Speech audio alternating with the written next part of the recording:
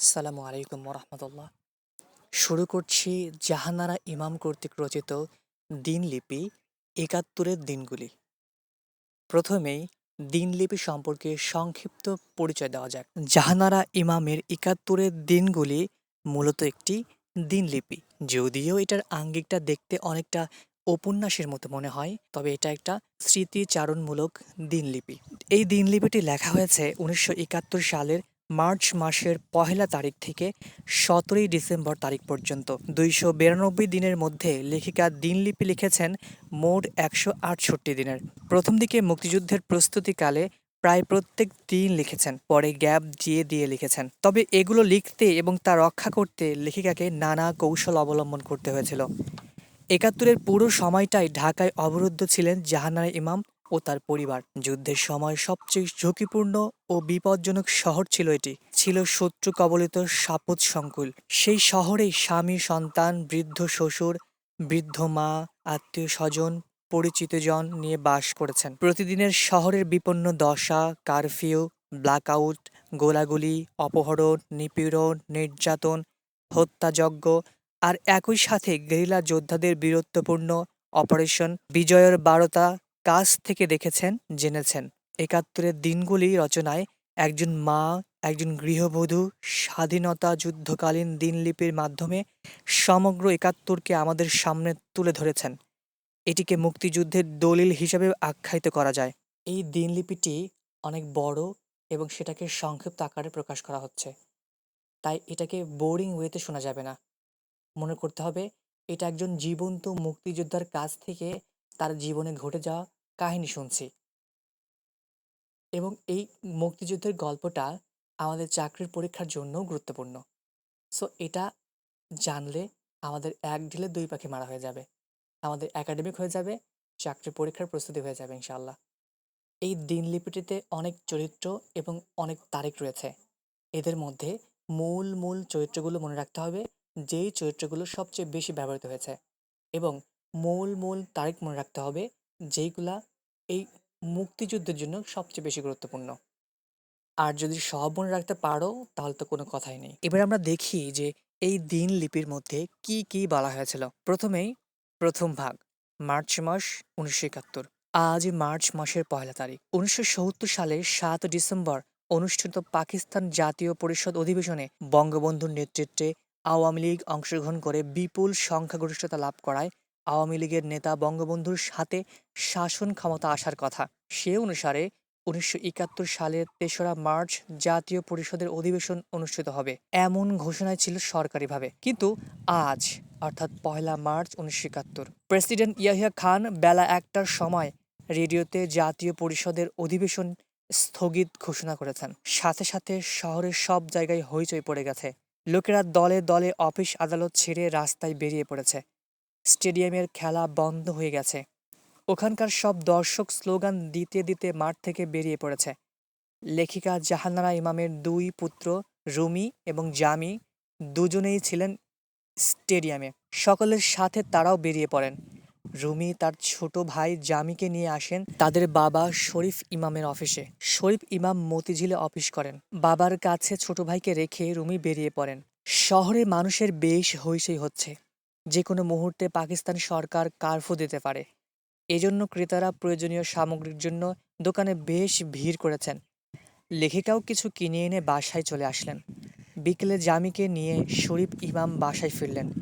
Romeo আসলেন সন্ধ্যার পর। তিনি এসে ঢাকা শহরের খবর দিলেন মাকে। ৩টার সময় পল্টনে মিটিং করেছে ছাত্রলীগ এবং ডাকসুর নেতারা। মিটিংয়ের আগে শেখ মুজিব হোটেল পূর্বানীতে প্রেস কনফারেন্স ডেকেছিলেন। শেখ মুজিব সকাল থেকেই সেখানে পাকিস্তানিদের দলের পার্লামেন্টারি বৈঠকে ছিলেন। ইয়াহিয়ার ঘোষণার ১ ঘন্টার মধ্যে ৫০-৬০ হাজার লোক বাঁশি, লাঠি আর রড ঘাড়ে নিয়ে পূর্বানীর সামনে সবগুলো রাস্তা জ্যাম করে ফেলল আর স্লোগান দিতে লাগলো। শেখ মুজিব তখনই সাংবাদিকদের ডেকে হরতালের ঘোষণা দিলেন এবং বললেন ৭ই মার্চ রেসকোর্স ময়দানে তিনি মিটিং করবেন। এদিকে মার্চের ২ তারিখে ঢাকা শহরে হরতাল ডেকেছেন শেখ মুজিব। এদিন ঢাকায় যতগুলো ছাত্র, শ্রমিক, রাজনৈতিক দল আছে সবাই মিটিং ডেকেছে। পূর্ব পাকিস্তান ছাত্রলীগ ও ডাকসুর যৌথ উদ্যোগে ১১টায় বটতলায়, ৩টায় পল্টন ময়দানে। ন্যাপ 11টায় কেন্দ্রীয় শহীদ মিনারে, বিকেলে পল্টনে মিটিং ডেকেছেন প্রেসিডেন্ট ইয়াহিয়া খান। জাতীয় পরিষদ অধিবেশন স্থগিত করে পূর্ব পাকিস্তানে ভীমরুলের চাকে ঢিল ছুঁড়েছেন। রুমিকে নিয়ে লেখিকা বেশ চিন্তিত, কারণ রুমি বেশ ভালো রাজনীতি বোঝে। তিনি এখন বাসায় একদম থাকেন না, সারাদিন ঢাকা শহরে ঘুরে বেড়ান আর বন্ধুদের সাথে রাজনৈতিক অবস্থা নিয়ে আলোচনা করেন। মার্চের 3 তারিখেও প্রায় সারাদিন মিটিং চলেছে ঢাকা শহরে। গত রাতে গুলিতে নিহত 8টি লাশ নিয়ে বিক্ষুব্ধ জনতা মিছিল করে ঢাকার বিভিন্ন রাস্তা ঘুরেছে। মিছিল শেষে শহীদ মিনারে লাশ রেখে সকলে সমস্বরে পূর্ব বাংলার স্বাধিকার আদায়ের শপথ নিয়েছে। বিকেলে পল্টন ময়দানের জনসভাতেও এই লাশগুলো নিয়ে যাওয়া হয়েছে। সবাই শেখ মুজিব সর্বাত্মক অসহযোগ আন্দোলনের ডাক দিয়েছেন। তিনি সরকারকে বলেছেন সেনাবাহিনী ব্যারাকে ফিরিয়ে নিতে, আর বাঙালি জনগণকে বলেছেন শান্তি ও শৃঙ্খলা বজায় রেখে অহিংস অসহযোগিতায় আন্দোলন চালিয়ে যেতে। গতকাল স্বাধীন দেশের যে পতাকা ঢাকা বিশ্ববিদ্যালয় বটতলায় উড়ানো হয়েছিল, আজ পল্টনের সভায় সেই পতাকা দেখানো হয়েছে। প্রথমে সমস্বরে আমার সোনার বাংলা আমি তোমায় ভালোবাসি গানটি গাওয়া হয়েছে। তারপর স্বাধীন বাংলার সেই নতুন পতাকা উত্তোলন করা হয়েছে। মৌলানা ভাসানীও শেখ মুজিবের সাথে একাত্ম হয়ে বাংলাকে সার্বভৌম স্বাধীন সার্বভৌম রাষ্ট্র হিসেবে প্রতিষ্ঠার দাবি জানিয়েছেন। এছাড়া আওয়ামী লীগের 4 খলিফা আ.স.ম. আব্দুর রউফ, শাহজাহান সিরাজ, আব্দুল কুদ্দুস মাখন এবং নূরে আলম সিদ্দিকী সহ আরও অনেক আওয়ামী নেতা শেখ মুজিবকে স্বাধীনতা ঘোষণা দেওয়ার জন্য চাপ দিচ্ছেন। মার্চের 4 তারিখেও মানুষ কার্ফু ভেঙে মিছিল মিটিং করার চেষ্টা করেছে। গত কয়েকদিনে মিলিটারির গুলিতে নিহত শহীদদের জন্য এদিন বায়তুল মোকাররমে গায়েবানা জানাজা হয়, এরপর শোক মিছিল হয়। লেখিকা আমেরিকান মেয়ে কিটিকে বাংলা শেখাচ্ছেন। মেয়েটি একটা স্কলারশিপ নিয়ে এই দেশে এসেছে ডিসেম্বরে ঢাকা বিশ্ববিদ্যালয়ের বাংলা বিভাগের গবেষণা করার জন্য। বাংলা বলতে পারে ভাঙা ভাঙা করে। তাড়াতাড়ি বাংলা শেখার জন্য অধ্যাপক মনির চৌধুরী স্যার লেখিকাকে অনুরোধ করেছেন কোনো বাঙালি ভাষায় কিটিকে দিতে। লেখিকা নিজের কাছে রেখেছেন কিটিকে। কিটিও বর্তমানের দেশের পরিস্থিতি মোটামুটি বুঝতে পারছেন এবং পাশাপাশি বাংলাটাও শিখে নিচ্ছেন। মার্চের 6 তারিখে প্রেসিডেন্ট ইয়াহিয়া খান জাতির উদ্দেশ্যে ভাষণ দেন। ভাষণ শুনে বাঙালিরা আরও ক্ষেপে যায়। শেখ মুজিব গত 1 তারিখে হোটেল পূর্বানীতে প্রেস কনফারেন্সে ঘোষণা করেছেন বাংলার মানুষের আত্মনিয়ন্ত্রণ অধিকার অর্জনের কর্মসূচির ঘোষণা তিনি 7 তারিখে রেসকোর্স ময়দানে দিবেন। তবে এই কদিনে ঘটনা অন্যদিকে বইছে। অনেকেই মনে করছেন হয়তো শেখ মুজিবুর রহমান আগামীকাল বাংলাদেশের স্বাধীনতার ঘোষণা দিবেন। তবে অনেক বিশ্লেষক ভাবছেন শেখ মুজিব নির্বাচনে জিতে গণপ্রতিনিধি মেজরিটি পার্টির লিডার হবেন। উনি দাবির জোরে সরকার গঠন করবেন, স্বায়ত্ত শাসন প্রতিষ্ঠার জন্য আন্দোলন করবেন। এখন স্বাধীনতার ঘোষণা দিলে সেটা রাষ্ট্রদ্রোহিতার পর্যায়ে পড়বে, তখন বাঙালিরা পড়বে আরও সমস্যায়। মার্চের 7 তারিখ বিকেল বেলা রমনা রেসের মাঠে গণজমায়েত অনুষ্ঠিত হয়। শরীফ সাহেব, রুমি, জামি সকলে গিয়েছেন সেই জমায়েতে। কদিন ধরে এই জনসভা নিয়ে বেশ কল্পনা জল্পনা হচ্ছে। অনেক দূর দূরান্ত থেকে এসে প্রায় 3 লক্ষ লোকের একটা জমায়েত হয়েছে রেসকোর্স ময়দানে। শেখ মুজিবুর রহমান বক্তব্য দিবেন। বক্তব্যটি রিলে করে রেডিওতে শোনা হবে। লেখিকার মতো যারা ময়দানে যেতে পারেননি তারা রেডিও অন করে বসে আছেন। রেসকোর্স ময়দানে শেখ মুজিব ভাষণ দিয়ে চলছেন। ভাষণে তিনি বাঙালির কর্মপন্থা বলে দিলেন। শেষের দিকে তিনি ঘোষণা করলেন, এবারের সংগ্রাম আমাদের মুক্তির সংগ্রাম, এবারের সংগ্রাম স্বাধীনতার সংগ্রাম। অন্যদিকে আজ বিকেলের প্লেনে টেক্কা খান ঢাকা এসেছেন গভর্নর হিসাবে। 1 সপ্তাহ 2 বার গভর্নর বদলা হলো। 1 তারিখে ভাইস অ্যাডমিরাল এস.এম. আহসানকে বদলে লেফটেন্যান্ট জেনারেল সাহেবজাদা ইয়াকুব খানকে দেওয়া হয়েছিল। এখন আবার 6 দিনের মাথায় তাকে সরিয়ে লেফটেন্যান্ট জেনারেল টিক্কা খানকে আনা হলো। এই নিয়ে সকলের সামনের কথা ভেবে বেশ শঙ্কায় আছেন। মার্চের 10 তারিখে সকল শিক্ষা প্রতিষ্ঠান অনির্দিষ্টকালের জন্য বন্ধ ঘোষণা করা হয়েছে। জামির কিছু করার নেই। রুমির থেকে জামি 3.5 বছরের ছোট। এই জন্য রুমির মতো সে বাইরে বাইরে ঘোরার অনুমতিও পাচ্ছে না। সে বাসায়ই থাকছে মায়ের সাথে। মাঝে মাঝে 2-1 বন্ধুর বাসায় যাচ্ছে একটু আড্ডা দেওয়ার জন্য। মার্চের 14 তারিখ বাঙালির স্বাধিকার প্রতিষ্ঠার আন্দোলনের সঙ্গে একাত্মতা ঘোষণা করে ঢাকার কবি সাহিত্যিকরা লেখক সংগ্রাম শিবির নামে একটি কমিটি গঠন করেছেন। আহ্বায়ক হাসান হাফিজুর রহমান। কমিটি কয়েকদিন আগেই গঠিত হয়েছে। আজ বিকালে বাংলা একাডেমিতে জরুরি সভা হয়ে গেল। সভায় সভাপতি ছিলেন ডক্টর আহমদ শরীফ স্যার। মিটিং শেষে সকলেই মিছিল নিয়ে গেলেন শহীদ মিনারে। অন্যদিকে শিল্পীরাও পিছিয়ে নেই। বিভিন্ন শিল্পী সংস্থা থেকে প্রতিনিধি নিয়ে বিক্ষুব্ধ শিল্পী সংগ্রাম পরিষদ গঠন করা হয়েছে। বেতার ও টিভি কেন্দ্রে মিলিটারি কেন মোতায়েন করা হয়েছে, এই প্রতিবাদে সোচ্চার হয়েছেন বিক্ষুব্ধ শিল্পী সংগ্রাম পরিষদের সদস্যবৃন্দ। 15ই মার্চে পাকিস্তান কর্তৃক পাওয়া বিভিন্ন খেতাব বর্জন করেছেন বিশিষ্টজনেরা। শিল্পাচার্য জয়নুল আবেদিন তার হেলালের ইমতিয়াজ খেতাব বর্জন করেছেন। ঢাকা বিশ্ববিদ্যালয় বাংলা বিভাগের অধ্যক্ষ মুনীর চৌধুরী সিতারা-ই ইমতিয়াজ খেতাব বর্জন করেছেন। আরও বিশিষ্টজনেরা তাদের খেতাব বর্জন করেছেন। সমস্ত দেশ স্বাধীনতার আন্দোলনের জোয়ারের টালমাটাল, প্রতিবাদের ঝড়ও বয়ে যাচ্ছে সর্বত্র। আজ বিকালে প্লেনে কড়া নিরাপত্তা ব্যবস্থায় প্রেসিডেন্ট ইয়াহিয়া খান ঢাকা এসে পৌঁছেছেন। 16ই মার্চ ইয়াহিয়া খানের সাথে শেখ মুজিবের বৈঠক শুরু হয়। শেখ মুজিব প্রতিবাদের কালো পতাকা উঁচিয়ে পাকিস্তানের প্রেসিডেন্টের সঙ্গে আলোচনায় গিয়েছেন। বিষয়টা দেখে বাঙালিদের মন ভরে গেছে, কারণ এর আগে কোনো দিনও পাকিস্তান সরকার বাঙালিদের প্রতিবাদের এই কালো পতাকা স্বীকার করে নেননি। এবার সেটা সম্ভব হয়েছে। 17ই মার্চ ইয়াহিয়া খান মুজিবের সাথে বৈঠক করে। শেখ মুজিব বৈঠক শেষে বাইরে এসে সাংবাদিককে বললেন, তারা দেশের রাজনৈতিক সমস্যা নিয়ে আলোচনা কেবল শুরু করেছেন, আলোচনা চলতে থাকবে, কারণ সমস্যা যা 2-3 মিনিটে তার সমাধান সম্ভব নয়। অন্যদিকে রাজধানী ঢাকায় বর্তমানের পাকিস্তানের সেনাবাহিনীর অনেক পদস্থ কর্মকর্তা অবস্থান করছেন। বিষয়টা বাংলাদেশ ভাবাচ্ছে, কারণ বন্ধুত্বপূর্ণ আলোচনায় ইয়াহিয়া এতজন সেনাপতির সাথে করে নিয়ে আসবেন না। 19শে মার্চ রুমি অভিনব স্টিকার নিয়ে এসেছে। এক একটি বাংলা অক্ষর, এক একটি বাঙালির জীবন। বাংলায় লেখা স্টিকার জীবনের প্রথম দেখলেন লেখিকা। রুমি যত্ন করে স্টিকারটা গাড়ির পেছনের কাজে লাগালেন। স্টিকারের পরিকল্পনা এবং ডিজাইন করেছেন শিল্পী কামরুল হাসান। উনি অবশ্য নিজেকে শিল্পী না বলে পটুয়া বলেন। কয়েকদিন আগে বাংলার পটুয়া সমাজ বলে একটা সমিতি গঠন করেছেন। উনিই তার আহ্বায়ক। একটা সভা হয়ে গেছে ইতিমধ্যে। বাংলার পটুয়া সমাজ সেই সভাতে শাপলা ফুলকে সংগ্রামী বাংলার প্রতীক হিসেবে গ্রহণ করার একটা প্রস্তাব দিয়েছেন। বাংলার স্বাধিকার আন্দোলনকে বৃহত্তর জনগণের মধ্যে ছড়িয়ে দেওয়ার লক্ষ্যে শিল্পীরা ঠিক করেছেন কার্টুন, ফেস্টুন, পোস্টার ইত্যাদি তৈরি করে সর্বত্র বিতরণের ব্যবস্থা নেবেন। এই স্টিকার তাদের ওই কর্মপন্থাই প্রথম পদক্ষেপ। 23শে মার্চ প্রতিরোধ দিবস পালন করছে বাঙালিরা। প্রায় সকলেই যে যেভাবে পারছে স্বাধীন বাংলার পতাকা উড়াচ্ছে। লেখিকাও তার বাড়ির ছাদে একটি পতাকা উড়ালেন। এদিন বীর বাঙালিরা টেলিভিশন পর্দায় পাকিস্তানি পতাকা দেখাতে দেয়নি। 25শে মার্চ চারদিক থেকে যেন শুধু নৈরাশ্যজনক খবর শুনতে পাচ্ছেন লেখিকা। ইয়াহিয়া মুজিব ভুট্টোর বৈঠক যেন সমাধানের কোনো কুল কিনারা পাচ্ছে না। শেখ মুজিব প্রতিদিন প্রেসিডেন্ট ভবনে যাচ্ছেন আলোচনা করতে। বেরিয়ে এসে সাংবাদিকদের বলছেন আলোচনা এগোচ্ছে। এদিকে আন্দোলনকারী জনতাকে বলছেন দাবি আদায়ের জন্য আপনারা সংগ্রাম চালিয়ে যান। আবার বেশ কিছুদিনের মধ্যেই মানুষের মুখে মুখে শোনা যাচ্ছে প্রতিদিন নাকি প্লেনে করে সাদা পোশাকে প্রচুর সৈন্য এসে নামছে বিমানবন্দরে। চট্টগ্রাম বন্দরে অস্ত্র বোঝাই জাহাজ এসে ভিড়েছে পশ্চিম পাকিস্তান থেকে। সেই অস্ত্র চট্টগ্রামের বীর বাঙালিরা খালাস করতে দেবে না বলে মরণপণ করে রাস্তায় রাস্তায় ব্যারিকেড দিচ্ছে। ওদের ছত্রভঙ্গ করার জন্য আর্মি ঝাঁপিয়ে পড়েছে ওদের উপর। রুমি বলছেন মুজিব ইয়াহিয়া আলোচনায় ব্যর্থ হতে বাধ্য। এটা ওদের সময় নেবার অজুহাত মাত্র। ওরা বাঙালিদের স্বাধীনতা দিবে না, স্বাধীনতা বাঙালিদের ছিনিয়ে নিতে হবে। আবার শোনা গেল প্রেসিডেন্ট ইয়াহিয়া নাকি কাউকে না জানিয়ে লুকিয়ে প্লেনে চড়ে পশ্চিম পাকিস্তান চলে গেছে। রাস্তায় আর্মি নেমে গেছে। কেউ বুঝতে পারছে না কি হচ্ছে বা কি হতে যাচ্ছে। রাতে লেখিকারা ঘুমিয়ে পড়েছিলেন। হঠাৎ ভীষণ শব্দে ঘুম ভেঙে গেল সকালের। সকলে চমকে উঠে বসলেন। কি হচ্ছে এসব? ভারী বোমার বুম বুম আওয়াজ, মেশিন গানের ঠা ঠা আওয়াজ, আরও কত রকমের বিধ্বংসী শব্দে পুরো ঢাকা শহর কেঁপে উঠেছে। বিদ্যুৎ চলে গেছে, টেলিফোন লাইন ডেড হয়ে আছে।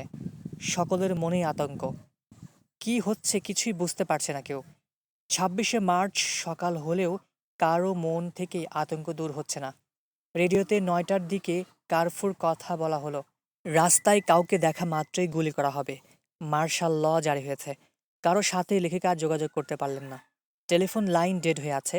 বিদ্যুৎ এখন আসেনি। রুমি গত রাতের ব্যাপারটা কিছুটা আঁচ করতে পেরে চুপ করে বসে বসে কি যেন ভাবছেন। কোনো কথা বলছেন না। রাতের বেলায়ও গত রাতের মতো থেকে থেকেই গুলির শব্দ, বোমার শব্দ আসতে লাগলো। এই রাতেও আতঙ্কী লেখিকারা ঘুমাতে পারলেন না। 27শে মার্চ কারফু উঠে গেল। তারা বের হলেন। ঢাকা শহরের অবস্থা দেখে তো তারা বিশ্বাসই করতে চাইছেন না। হাসপাতালে তিল ধারণের জায়গা নেই। ঢাকা বিশ্ববিদ্যালয়ের হলগুলো কেমন মৃতের মতো পড়ে আছে। কামানের গোলায় ধ্বংস করে দেওয়া হয়েছে হলের দেওয়ালগুলো। রাস্তায় রাস্তায় এখনও লেগে আছে তাজা রক্ত। নীলক্ষেত এলাকা পুরোটা যেন ধ্বংসস্তূপে পরিণত হয়েছে। ঢাকা বিশ্ববিদ্যালয়ের অনেক শিক্ষককে মেরে ফেলা হয়েছে। বাড়ি ঘর চালানো হয়েছে লুটপাট। যুবতী মেয়েদেরকে ধরে নিয়ে যাওয়া হয়েছে ক্যান্টনমেন্টে। বিভিন্ন বাড়ি দোকান আগুনে পুড়িয়ে দেওয়া হয়েছে। ঢাকা বিশ্ববিদ্যালয়ের মধুর ক্যান্টিন ধ্বংস করে দেওয়া হয়েছে, পুড়িয়ে দেওয়া হয়েছে, মেরে ফেলা হয়েছে মধুদাকে।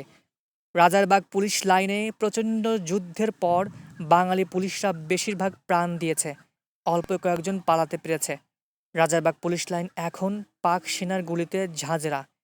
পাক আর্মি দ্য পিপল অফিস পুড়িয়ে ছাড়খাড় করে দিয়েছে, পুড়িয়েছে ইত্তেফাক অফিস। ঢাকায় যত বাজার আছে বস্তি আছে সব জায়গা আগুনে পুড়ে ছাই হয়ে গেছে। ছাই হয়েছে রায়ের বাজার, ঠাটারি বাজার, নয়া বাজার, শাঁখারীপট্টি সহ আরও অনেক জায়গা। শেখ মুজিবের কথা কেউ বলতে পারছে না। কেউ বলছে তাকে মেরে ফেলা হয়েছে, কেউ বলছে তাকে গ্রেফতার করে নিয়ে গেছে। ২৮শে মার্চেও একই অবস্থা। গত রাতেও বেশ গোলাগুলি হয়েছে। ঢাকাবাসীরা ঘুমোতে পারেনি আতঙ্কে। দিনের বেলা কারফিউ উঠে গেলে মানুষজন একটু আধটু বের হওয়ার প্রয়াস পেয়েছে। তবে পথে পথে বসেছে সেনাবাহিনীর চেকপোস্ট। মানুষজনকে গাড়ি থেকে নামিয়ে জিজ্ঞাসাবাদ করা হচ্ছে, কাউকে কাউকে ধরে নিয়ে যাওয়া হচ্ছে। খবরে বলা হচ্ছে শেখ মুজিব বেঁচে আছেন, তাকে গ্রেপ্তার করে আননোন ডেস্টিনেশনে নিয়ে যাওয়া হয়েছে। আননোন ডেস্টিনেশন মানে হচ্ছে অজানা গন্তব্য। লেখিকা শহীদ মিনার দেখে কেঁদে ফেললেন। তারপর বেশ জোরেই বললেন, শহীদ মিনার, তোমার এই অপমানের প্রতিশোধ নেবই নেব। দুপুরের দিকে লেখিকা রুমি এবং জামিকে গুলশানে এক পরিচিতের বাসায় পাঠিয়ে দিলেন। গুলশানে বিভিন্ন বিদেশিরা বাস করেন বলে সেই এলাকাটা তুলনামূলকভাবে নিরাপদ। ৩০শে মার্চে লেখিকার মন আরও খারাপ হয়ে গেল। একটা করে দিন যাচ্ছে আর লোকমুখে পাকিস্তানি আর্মির বর্বরতার নতুন খবর কানে আসছে। আজ সকালে এক পাতার মর্নিং নিউজ বেরিয়েছে। বিদেশের দু একটা খবর ছাড়া পূর্ব বাংলার খবর মাত্র দুটি। ১৯৬৬ সাল থেকেই শেখ মুজিব বিচ্ছিন্নতা চেয়ে আসছেন এবং ভুট্টো বলছেন ২৫শে মার্চের আক্রমণে পাকিস্তান রক্ষা পেয়েছে। ৩১শে মার্চ লেখিকা আরও দুটি পত্রিকা পেলেন, দৈনিক পাকিস্তান ও পূর্বদেশ। পত্রিকাগুলোতে ইস্ট পাকিস্তানের পরিস্থিতি খুবই স্বাভাবিক হওয়ার কথা, এই কথা ফলাও করে লেখা হয়েছে শান্তিপ্রিয় বেসামরিক নাগরিকদের যেসব সশস্ত্র দুষ্কৃতকারী হয়রানি করেছিল তাদের বিরুদ্ধে যে ব্যবস্থা গ্রহণ করা হয় তা সাফল্যের সঙ্গে সমাপ্ত হয়েছে। লেখাটি পড়ে লেখিকা খুবই ব্যথিত হলেন, কারণ এত বড় মিথ্যা তিনি আর কখনো শোনেননি। এমন কথা প্রায় সকল পত্রিকাতেই লেখা হয়েছে। লেখিকা রাগে আর অপমানের সবগুলো পত্রিকা ফালা ফালা করে ছিঁড়ে ফেললেন। দ্বিতীয় ভাগ, এপ্রিল ১৯৭১। এপ্রিলে ১ তারিখ। সরকার এখন সব কিছু স্বাভাবিক দেখাবার চেষ্টা করছে, যেন কিছুই হয়নি। মার্চের ২৭ তারিখ সকাল থেকে প্রতিদিন রেডিওতে নির্দেশ দিয়ে যাচ্ছে সবাই যেন নিজ নিজ অফিসে কাজে যোগ দেয়। প্রতিদিন বিকেল ৫টা থেকে কারফিউ সত্ত্বেও ২৭ তারিখে টিভি চালু করা হয়েছে। তবে লেখিকা তার ছেলেদেরকে বাইরে যেতে দিচ্ছেন না। রাস্তায় বের হওয়া তরুণ ছেলেদের সম্পর্কে ভয়াবহ খবর শোনা যাচ্ছে। পাক সেনারা রাস্তায় কোনো জওয়ান ছেলে পেলে হাত চোখ বেঁধে তুলে নিয়ে যাচ্ছে ত্রিপল ঢাকা ট্রাকে করে। এছাড়া পাক সেনাদের ভয়ে রাস্তায় মানুষজন উর্দুতে কথা বলার চেষ্টা করছে এবং গাড়িতে উর্দু নেমপ্লেট লাগিয়ে চলাফেরা করছে। কিছু পত্রিকা বের হচ্ছে, তারা পাকিস্তানিদের পক্ষে সংবাদ করছে। লেখিকা ৩ তারিখের পত্রিকায় জিঞ্জিরার খবর জানতে পারলেন। ২৫শে মার্চের পর ঢাকা শহর ছেড়ে যারা নিরাপদের জন্য জিঞ্জিরায় আশ্রয় নিয়েছিলেন তাদেরকে মেরে শেষ করে দেওয়া হয়েছে গতকাল সকালে। পাকিস্তানি আর্মি সেখানে কামান রাইফেল দিয়ে বহু লোককে হত্যা করেছে। কচি বাচ্চা থুথুরে বুড়ো কাউকে রেহাই দেয়নি জল্লাদরা। পত্রিকায় পাকিস্তানদের কাজকর্ম সমর্থন করে নিউজ হচ্ছে।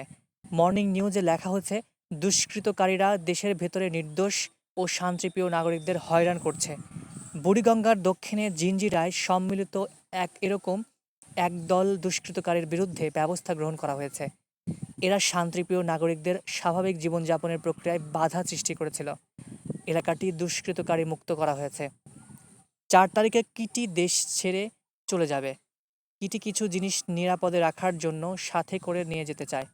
বঙ্গবন্ধু ৭ মার্চের ভাষণের রেকর্ড, চে গুয়েভারার 2টো বই দেন রুমি। লেখিকা দেন শাহনাজের গাওয়া গান জয় বাংলা, বাংলার জয়, জয় বাংলা, বাংলার জয়। এই রেকর্ডটা কিটি এগুলো একদিন ফিরিয়ে নিয়ে আসবে। লেখিকা নিউ মার্কেটে কাঁচা বাজারে যান মায়ের সাথে।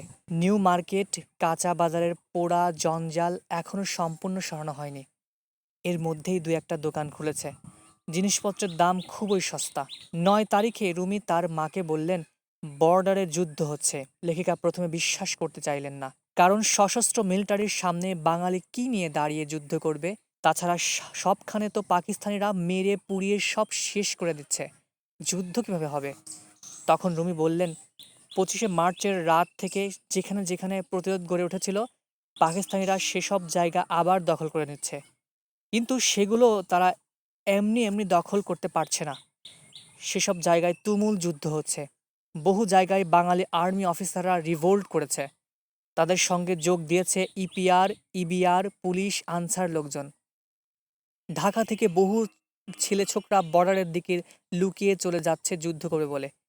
পাক আর্মি যেসব থানা, গ্রাম, মহকুমা জ্বালিয়ে দিয়েছে, সেখানকার লোকজনেরাও বর্ডারের দিকে পালিয়ে যাচ্ছে যুদ্ধ করতে। বাঙালিরা যুদ্ধ করছে পাকিস্তানিদের বিরুদ্ধে, এটা খুবই ভালো সংবাদ।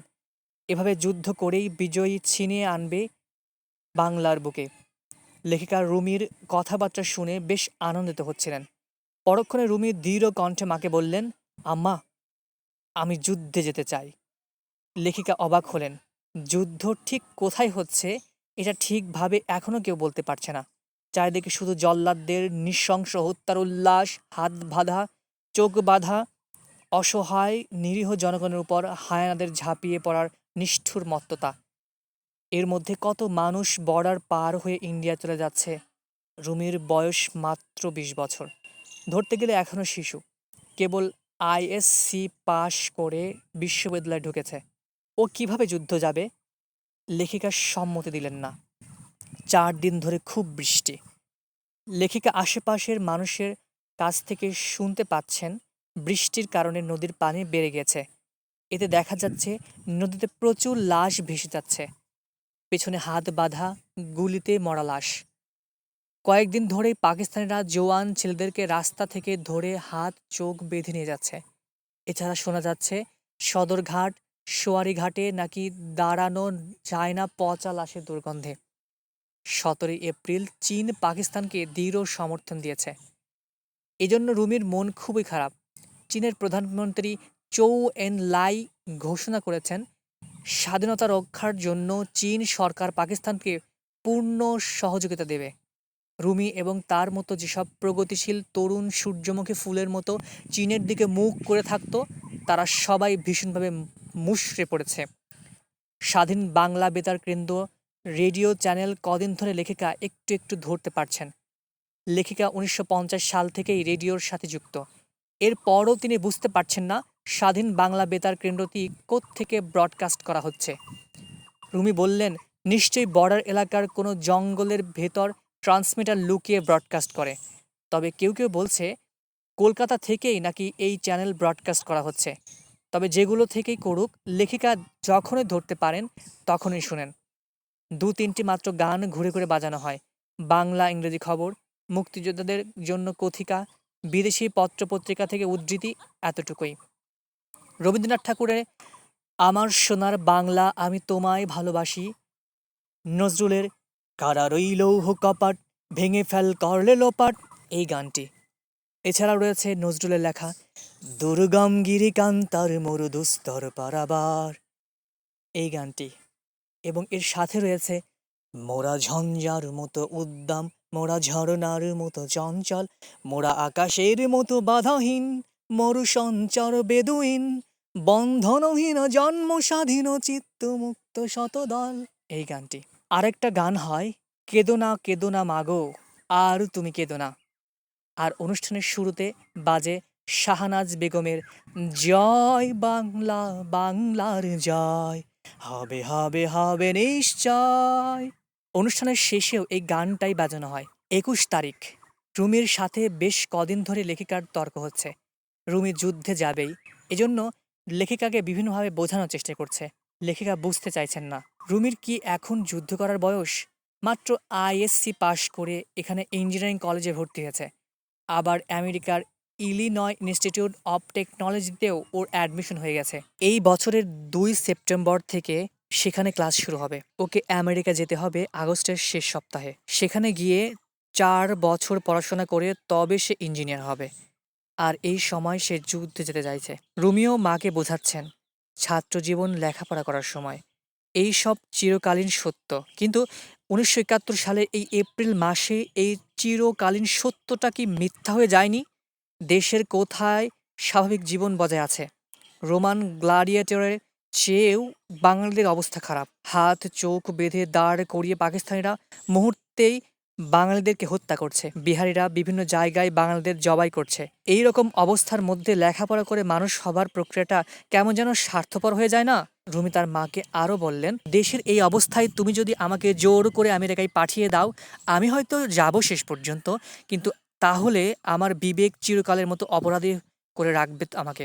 আমেরিকা থেকে হয়তো বড় ডিগ্রি নিয়ে এসে বড় ইঞ্জিনিয়ার হব, কিন্তু বিবেকের ভ্রুকুটির সামনে কোনো দিনও মাথা উঁচু করে দাঁড়াতে পারবো না। তুমি কি তাই চাও আম্মা? লেখিকা ছেলের যুক্তির কাছে হার মানলেন। কিছুক্ষণ দুই চোখ বন্ধ করে তিনি বললেন, না, তা চাই নে। ঠিক আছে, তোর কথাই মেনে নিলাম। দিলাম তোকে দেশের জন্য কোরবানি করে। যা, তুই যুদ্ধে যা। ২৪ তারিখে লেখিকা জানতে পারলেন মুজিবনগর বলে একটা জায়গায় প্রবাসী বাংলাদেশের সরকার আনুষ্ঠানিক উদ্বোধন করেছে গত ১৭ এপ্রিল। ১০ তারিখেই নাকি এই প্রবাসী সরকার গঠিত হয়েছে। আকাশবাণী বিবিসি থেকে সে খবর আগেই জানা গেছে। স্বাধীন বাংলা বেতার কেন্দ্র থেকেও নাকি এই প্রবাসী সরকারের নবনিযুক্ত প্রধানমন্ত্রী তাজউদ্দিন আহমেদের এক বক্তৃতা প্রচার হয়েছে। এসব জানতে পেরে লেখিকা আনন্দে উত্তেজিত হয়ে পড়েন। বিষয়টা অবশ্যই খুব খুশির। বাঙালিরা তাহলে পাকিস্তানিদের বিরুদ্ধে একজোট হয়ে গেছে। নারিন্দা থেকে লেখিকার এক পরিচিত ভাই এলেন লেখিকার কাছে। খোদা ভক্ত, পরহেজগার, সদা প্রসন্ন মানুষ। কিন্তু ইসলামের নামে পাকিস্তানিরা যা করছে তাতে তার প্রসন্নতা, শান্তি এবং ঘুম সব নষ্ট হয়ে গেছে। তিনি বললেন, বুঝলে জানেরা, ওদের আর বেশি দিন নাই। ইসলামের নামে ওরা যা করছে তাতে খোদার আরশ পর্যন্ত কেঁপে উঠেছে। মসজিদে বসে কোরআন তেলাওয়াত করছিলেন কারি সাহেব, তাকে পর্যন্ত গুলি করে মেরেছে। খোদার ঘরে ঢুকে মানুষ খুন, মায়ের সামনে ছোট বাচ্চাকে বেনোয়েট দিয়ে খুঁচিয়ে মেরেছে, বয়স্ক ছেলের সামনে মাকে বেইজ্জত করেছে। লেখিকার মনটা খুব খারাপ হয়ে গেল এসব শুনে। ২৯ তারিখে লেখিকা তার মায়ের বাসায় গেলেন। সেখানে গিয়ে মিরপুরের বিহারীদের নৃশংসতার খবর শুনতে পেলেন। মিরপুরের বিহারীরা মোহাম্মদপুরের বাঙালিদের মেরে শেষ করে দিচ্ছে। ওই পথে যত বাস কোচ যাচ্ছে সেগুলোকে থামিয়ে যাত্রীদের মেরে ফেলছে। বিহারীরা সেখানে ওত পেতে থাকে। এক কোচের ড্রাইভার এই খবর নিয়ে এসেছে। মিরপুর ব্রিজের কাছে বিহারীরা ওদের কোচ এবং অন্য একটি ছোট বাস থামিয়ে বড় রাস্তা থেকে একটু ভেতরে নিয়ে যায়। তারপর সব যাত্রীকে নামায়। এরপর বিহারীরা যাত্রীদেরকে ধারালো দা এবং বড় চাকু দিয়ে মারতে থাকে। প্রথমে পেটে আঘাত করে, নাড়ি ভুঁড়ি বের হয়ে গেলে তারপর গলায়, বুকে, হাতে, পায়ে আঘাত করতে থাকে। এভাবে মেরে কয়েকজনকে নদীর পানিতে ফেলে দেয়। কয়েকজনের লাশ সেখানে রেখে উল্লাসে উন্মত্ত হয়ে ওঠে। এমন বীভৎস দৃশ্য জীবনে দেখেনি বাঙালিরা। তৃতীয় ভাগ, মে ১৯৭১। একটা ভয়ঙ্কর খবর শুনে লেখিকার রক্ত হিম হয়ে গেল। পাকিস্তানিরা তো যুবক ছেলেদেরকে হাত চোখ বেঁধে নিয়ে গিয়ে মেরে ফেলছে। তবে এখন নাকি আর গুলি করে মেরে ফেলছে না, যুবকদের শরীরে থেকে শেষ বিন্দু পর্যন্ত রক্ত বের করে নিয়ে তারপর লাশ ফেলে দিচ্ছে। এত রক্ত কেন দরকার হচ্ছে তাদের? দেশের বিভিন্ন জায়গায় তাদের যে যুদ্ধ হচ্ছে মুক্তিবাহিনীর সঙ্গে, তাদের প্রচুর সংখ্যায় পাকিস্তানি সৈন্য জখম হচ্ছে। তাদের চিকিৎসার জন্য প্রচুর রক্ত দরকার। এত রক্ত ব্লাড ব্যাংকে নেই, তাই এরকম পৈশাচিকভাবে তারা রক্ত সংগ্রহ করছে। সারা ঢাকা শহরে এখন ভয়ানক আতঙ্ক। অথচ কোনো হাসপাতালের কোনো ডাক্তার বলতে পারছে না কোথায় এসব কাণ্ড হচ্ছে। নিশ্চয় পাকিস্তানিরা গোপনে ক্লিনিক বসিয়েছে এসব কাজের জন্য। তারা গ্রামের বিভিন্ন ডাক্তারদেরকে চোখ বেঁধে ধরে নিয়ে এসেছে, মেরে ফেলার ভয় দেখিয়ে এসব করাচ্ছে। লেখিকার এক পরিচিত মানুষ এমন একজন ডাক্তারের খবর দিল। প্রথমে ডাক্তার মৃত্যুর ভয়ে পাক সেনাদের কথা মতো কাজ করিয়ে নেয়। তারপর সুযোগ বুঝে সেখান থেকে পালিয়ে সে ইন্ডিয়া চলে গিয়েছে। রুমির মেজাজটা আজকাল খুব ভালো যাচ্ছে না। এখনও তিনি যুদ্ধে যেতে পারেননি, সঠিক যোগাযোগের লোক পাচ্ছেন না। তাছাড়া এখন যাতায়াতের রাস্তায় বিপদ অনেক বেড়ে গেছে। যদি 1 মাস আগে লেখিকা অনুমতি দিতেন তাহলে এতক্ষণে রুমি যুদ্ধ করতে পারতেন। এজন্য মায়ের উপরও কিছুটা রেগে আছেন রুমি। আজ 3 তারিখ, লেখিকার জন্মদিন। গত 29শে মার্চ জন্মদিন গিয়েছে রুমির। তেমন কিছুই করা হয়নি তখন। 25শে মার্চের ভয়ালো রাতের রেশ তখনও কাটেনি। আজও দেশের অবস্থা ভালো নয়। জন্মদিন হলে লেখিকার মন খুব খারাপ। রুমি এবং জামি লেখিকার কাছে আসলেন জন্মদিনের উপহার নিয়ে। রুমি লেখিকাকে দিলেন তার কাছে থাকা একটা পুরনো বই, লিওন উরিস এর মাইলা 18। বইটিতে দ্বিতীয় বিশ্বযুদ্ধের সময় হিটলারের দল নাৎসি কর্তৃক ইহুদিদের নির্যাতনের কথা বলা হয়েছে। আর জামি দিলেন বাগান থেকে তোলা একটি আধ ফোটা কালো গোলাপ, যার নাম বনি প্রিন্স। রুমি ফুলটিকে দেখিয়ে বললেন, আমাদের স্বাধীনতার প্রতীক। এইরকম রঙের রক্ত ঝরিয়ে তবে স্বাধীনতার রাজপুত্র আসবে। সামরিক সরকার নিজেদের অপকর্ম ঢেকে দেশের সবকিছু স্বাভাবিক দেখাবার চেষ্টায় মরিয়া হয়ে উঠে পড়ে লেগেছে। রুমি দিন ঠিক করে ফেলেছেন।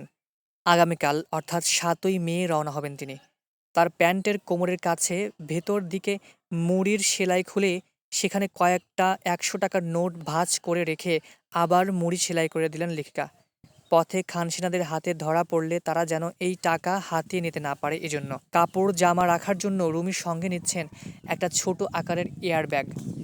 তাতে 2টি সেট কাপড় রাখা আছে, তোয়ালে, সাবান, স্যান্ডেল আর 2টো বই, জীবনানন্দ দাশের শ্রেষ্ঠ কবিতা এবং সুকান্ত সমগ্র।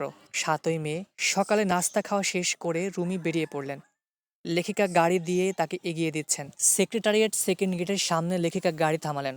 রুমি আধা ভর্তি পাতলা ছোট এয়ারব্যাগটা কাঁধে ফেলে নেমে সামনের দিকে হেঁটে চলে গেলেন, যেন একটা কলেজের ছেলে বই খাতা নিয়ে পড়তে যাচ্ছে।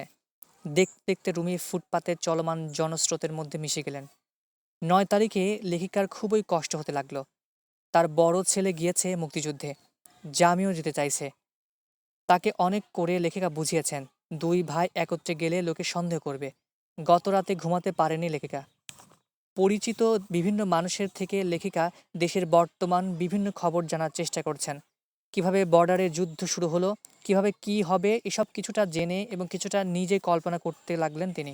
11ই মে দুপুরবেলা লেখিকা খেতে বসলে রুমি ফিরে আসলেন। রুমিদের যে রাস্তা দিয়ে যাবার কথা ছিল সেখানে সমস্যা হয়েছে।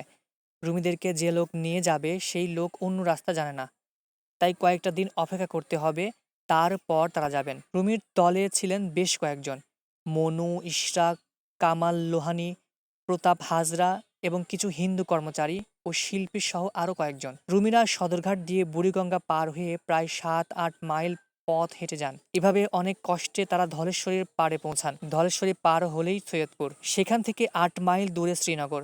শ্রীনগর থানা তখনও মুক্তাঞ্চল। সেখানে প্রতিদিন ঢাকা থেকে বহু লোক পরিবার পরিজন নিয়ে ছুটে যাচ্ছে নিরাপদ আশ্রয়ের জন্য। রুমিরা স্পিড বোর্ডে করে সৈয়দপুর থেকে শ্রীনগর পৌঁছান সন্ধ্যা রাতে। ওখান থেকে 1/2 মাইল দূরে নাগরভাগ গ্রামে ডক্টর সুকুমার বর্ধনের বাড়ি। রুমিদের দল রাতটা সেই বাড়িতে কাটান। পরদিন যাত্রার তোড়জোড় শুরু হয়। শ্রীনগর থেকেই নৌকা ভাড়া করে বর্ডারের উদ্দেশ্যে রওনা দিতে হবে। কিন্তু নানা লোকের মুখে খবর আসতে থাকে যে পাক আর্মি ধলেশ্বরী পার হয়ে সৈয়দপুর দিয়ে বিক্রমপুর অঞ্চলে প্রবেশ করেছে, এদিকে চলে আসবে যে কোনো সময়। তারপর নানা রকম চিন্তাভাবনা করে ঠিক হয় যে পাক আর্মি পুরো অঞ্চল ঘেরাও করে ফেলার আগেই ওদের দলকে যেভাবে হোক ওখান থেকে বেরিয়ে যেতে হবে। সে অনুযায়ী 10 তারিখ ভোর রাতে ওরা রওনা দেয় কুমিল্লার শ্রীরামপুরের পথে। ওই দিক দিয়ে বর্ডার ক্রস করতে হবে। কিন্তু পথে জানা যায় শ্রীরামপুর ইতিমধ্যেই পাক আর্মি এসে গেছে। তখন তারা দিক পরিবর্তন করে ঢাকার দিকে আসার সিদ্ধান্ত নেয়। এই আশাটা খুব বিপদসংকুল ছিল, কারণ সৈয়দপুর তখন মিলিটারি কবলিত। রুমিরা অনেক কষ্টে অনেক ঘুরে ঢাকা এসে পৌঁছেছেন। জামির স্কুল খুলেছে 2 দিন হলো। সরকার এখন স্কুল কলেজ জোর করে খোলার ব্যবস্থা করছে। 1 তারিখ প্রাইমারি স্কুল খোলার হুকুম হয়েছে, 9 তারিখে মাধ্যমিক স্কুল। জামি স্কুলে যাচ্ছে না। লেখিকায় নিশ্চিত করে দিয়েছেন দেশে এখন যুদ্ধাবস্থা। দেশবাসীর উপর হানাদার বাহিনীর জানোয়ারদের চলছে নির্মম নিষ্পেষণের স্টিম রোলার। এই অবস্থায় কোনো ছাত্রের উচিত নয় বই খাতা বগলে স্কুলে যাওয়া। রেডিও টিভিতে বিখ্যাত ও পদস্থ ব্যক্তিদেরকে জোর করে ধরে নিয়ে প্রোগ্রাম করিয়ে পাকিস্তানিদের তেমন সুবিধা হচ্ছে না। তাই এখন বুদ্ধিজীবী ও শিল্পীদের ধরে ধরে তাদের দিয়ে খবরের কাগজে বিবৃতি দেওয়ানোর কূটকৌশল শুরু হয়েছে। ১৭ তারিখের পত্রিকায় ৫৫ জন বুদ্ধিজীবী ও শিল্পীর নাম দিয়ে এক বিবৃতি বেরিয়েছে। ঢাকা বিশ্ববিদ্যালয়ের কোনো টিচার, রেডিও টিভির কোনো কর্মকর্তা ও শিল্পীর নাম বাদ গেছে বলে তো মনে হচ্ছে না। এদের মধ্যে কেউ কেউ সানন্দে এবং সাগ্রহে সই দিলেও বেশিরভাগ বুদ্ধিজীবী ও শিল্পী যে বেইনেটের মুখে সই দিতে বাধ্য হয়েছেন তাতে লেখিকার কোনো সন্দেহ নেই। ২২ তারিখে লেখিকার বাসায় অনেক মেহমান এসেছে। তাদের একজনের থেকে লেখিকা রাজশাহীর কাহিনী জানতে পেরেছেন। রাজশাহী প্রথমে বাঙালিদের দখলে ছিল, তবে মার্চের শেষ কয়েকদিন ইবিআর, ইপিআর ও পুলিশের সঙ্গে পাক আর্মির খুব যুদ্ধ হয়। তাদের সঙ্গে যোগ হয় স্থানীয় অনেক লোকজন। তারপর পাক আর্মি ক্যান্টনমেন্টে ঘেরাও হয়ে যায়। মুক্তিবাহিনীর লোকেরা ক্যান্টনমেন্টের চারপাশ দিয়ে ট্রেন্চ খুঁড়ে ওদেরকে এমনভাবে ঘেরাও করে রাখে যে আর্মিরা যেন খাবার কেনার জন্য বের হতে না পারে। মুক্তিবাহিনীর পরিকল্পনা ছিল তাদেরকে না খাইয়ে ঘায়েল করা। তারপর এপ্রিলের প্রথম সপ্তাহে ঢাকা থেকে প্লেন এসে মুক্তিবাহিনীর ওপর যখন বম্বিং শুরু করলো, তখন একটু বেকায়দায় পড়ে গেল মুক্তিবাহিনীরা। ক্যান্টনমেন্টের চারপাশে মুক্তিবাহিনীর উপর বম্বিং করে পাক আর্মি হেলিকপ্টারে করে সৈন্যদের জন্য খাবার নামিয়ে দেয়। আর ২-১ দিন দেরি হলে সৈন্যরা না খেয়ে মারা যেত। তারপর শোনা গেল ঢাকা থেকে আর্মি আসছে রাজশাহী শহর দখল করতে। তখন বহু লোক ভয়ে শহর ছেড়ে পালাতে চেষ্টা করলো। এভাবে দেশের বিভিন্ন জায়গায় বিভিন্ন বর্ডারে পাক সেনাদের সাথে যুদ্ধ হয় মুক্তিবাহিনীর। দেশের ভেতরে ঢাকা শহরের গেরিলা তৎপরতার কথা শোনা যাচ্ছে। তখন গেরিলা মানুষের কাছে এক অজ্ঞাত নামই বটে, কিন্তু পরবর্তীতে তখন মানুষ জানতে পারে যে এই গেরিলারা আসলে তাদেরই সন্তান, তাদেরই ভাই, তাদেরই বন্ধু। দেশের অন্যান্য জেলা থেকে ঢাকায় আসা লোকদের সঙ্গে যত বেশি সাক্ষাৎ হচ্ছে, তাদের থেকে পাক আর্মিদের নৃশংসতার খবর শুনে লেখিকার তত বেশি খারাপ লাগছে। শোনা যাচ্ছে দেশের ভেতর বিভিন্ন জায়গায় মেয়েদের অপমান এবং অত্যাচারের কথা। বিশেষ করে বাপ, ভাই, স্বামী বা ছেলের সামনে তাদের বেইজ্জতি করে মেরে ফেলেছে পাকিস্তানি সৈন্যরা। এখন আরও বেশি অপহরণের কথা শোনা যাচ্ছে। পাকিস্তানি সৈন্য এবং বিহারিরা যখন তখন লোকের বাড়িতে ঢুকে টাকা পয়সা সোনা দানা লুটে পুটে নিচ্ছে। দোকানে ঢুকেও যেটা খুশি তুলে নিয়ে যাচ্ছে। লেখিকা তার এবং তার মায়ের গহনাগুলো লুকিয়ে রাখার চিন্তা করতে লাগলেন। রুমি বললেন, জিনিসগুলো মাটিতে পুঁততে তার উপর একটা বড় লেবু গাছ লাগিয়ে দিলেই হয়ে গেল, কেউ ধরতে পারবে না। ২৫ তারিখে কবি কাজী নজরুল ইসলামের জন্মজয়ন্তী দিবসটি ভালোভাবেই পালিত হচ্ছে ঢাকা শহরে। রেডিও ছেড়ে লেখিকা প্রোগ্রাম শুনতে লাগলেন। তখন স্বাধীন বাংলা বেতার থেকে একটি চরমপত্র শুনতে পেলেন তিনি। চরমপত্রটি শুনে বেশ মজা লাগলো লেখিকার। মুক্তিবাহিনীরা ঢাকা শহরে বেশ তৎপর। ইতিমধ্যেই ঢাকার ৬ জায়গায় গ্রেনেড ফেটেছে। ঢাকার আনাচে কানাচে মুক্তি ফৌজের গেরিলারা প্রতি ঘাতের ছোট ছোট স্ফুলিঙ্গ জ্বালাতে শুরু করেছে। লেখিকার মনের কোণে একটা ভরসার ভাব ধীরে ধীরে জেগে উঠতে লাগলো। ২৮ তারিখে শরীফ ইমাম নিউজ উইক টাইম ম্যাগাজিনের কয়েকটি সংখ্যার টাইপ করা কপি বাড়িতে নিয়ে এসেছেন। ২৫শে মার্চ এবং এর পরবর্তী সময়গুলোতে পাকিস্তানিদের বিভিন্ন কাহিনী বিদেশের মানুষ জানতে পেরেছে এসব ম্যাগাজিনের মাধ্যমে। ৩টি কপি তিনি এনেছেন, দুটো নিউজ উইকের ৫ এপ্রিল আর ১২ এপ্রিল সংখ্যা এবং টাইম ম্যাগাজিনের ৩ মে সংখ্যা। এসব সংখ্যায় পাকিস্তান কর্তৃক বাঙালিদের উপর নির্যাতন, গণহত্যা এবং বাঙালিদের মুক্তি সংগ্রামের বিষয় উঠে এসেছে। বিদেশি সাংবাদিকরা এসব ঘটনা হুবহু ম্যাগাজিনে তুলে দিয়েছে সারা বিশ্বকে জানাবার উদ্দেশ্যে। এই ঘটনা জানার পর আর কোনো দেশের বলা উচিত নয় যে পূর্ব বাংলা যা ঘটেছে তা পাকিস্তানের অভ্যন্তরীণ ব্যাপার, কিংবা পাকিস্তান ভাঙার ষড়যন্ত্রে কিছু বিচ্ছিন্নতাবাদী রাষ্ট্রদ্রোহী দলকে সামরিক সরকার যোগ্য শাস্তি দিয়েছে। চতুর্থ ভাগ, জুন ১৯৭১। ২ তারিখ, লেখিকা কিছুটা অসুস্থ, সর্দি লেগেছে। গহনা লুকিয়ে রাখার জন্য তারা যে লেবু গাছটি লাগিয়েছিল সেটা মারা গেছে। গাছটিকে কেটে ফেলে দিয়ে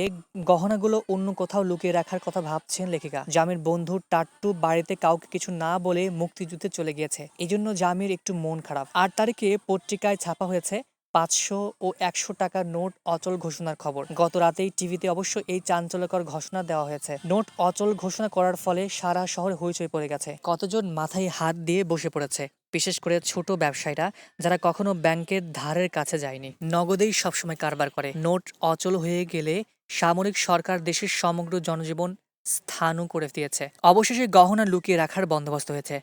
লেখিকার মায়ের বাড়ির একতলার সিঁড়িঘরের নিচে একটা ছোট্ট বাথরুম আছে। কয়েক মাস আগেই বাথরুমটা করা হয়েছে, এখনো প্যান বসানো হয়নি। এই প্যান বসানোর খালি জায়গাটায় গহনার বাক্স রেখে সিমেন্ট দিয়ে আটকে দেওয়া হবে, রাজমিস্ত্রি আনা যাবে না, লেখিকারা নিজেরাই এই কাজটা সারবেন। তারপরে ধীরে ধীরে সিদ্ধান্ত মতো কাজ করতে লাগলেন তারা। লেখিকার নিজের গহনা, তার মায়ের গহনা এবং দুই একজন আত্মীয়ের গহনা একসাথে সেখানে রেখে ঢালাই করে দেওয়া হলো।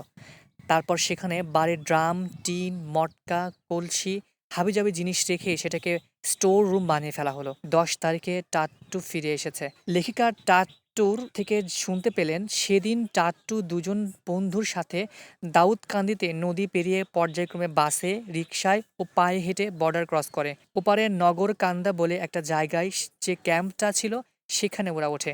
একজন ল্যান্স নায়েক ছেলেদেরকে ট্রেনিং দেন। প্রত্যেক দলের 4 দিন করে ট্রেনিং। ওখানে ক্রমেই ছেলেদের ভিড় বাড়ছে। থাকার জায়গার অভাব, খাবার অভাব, তারপর বৃষ্টি।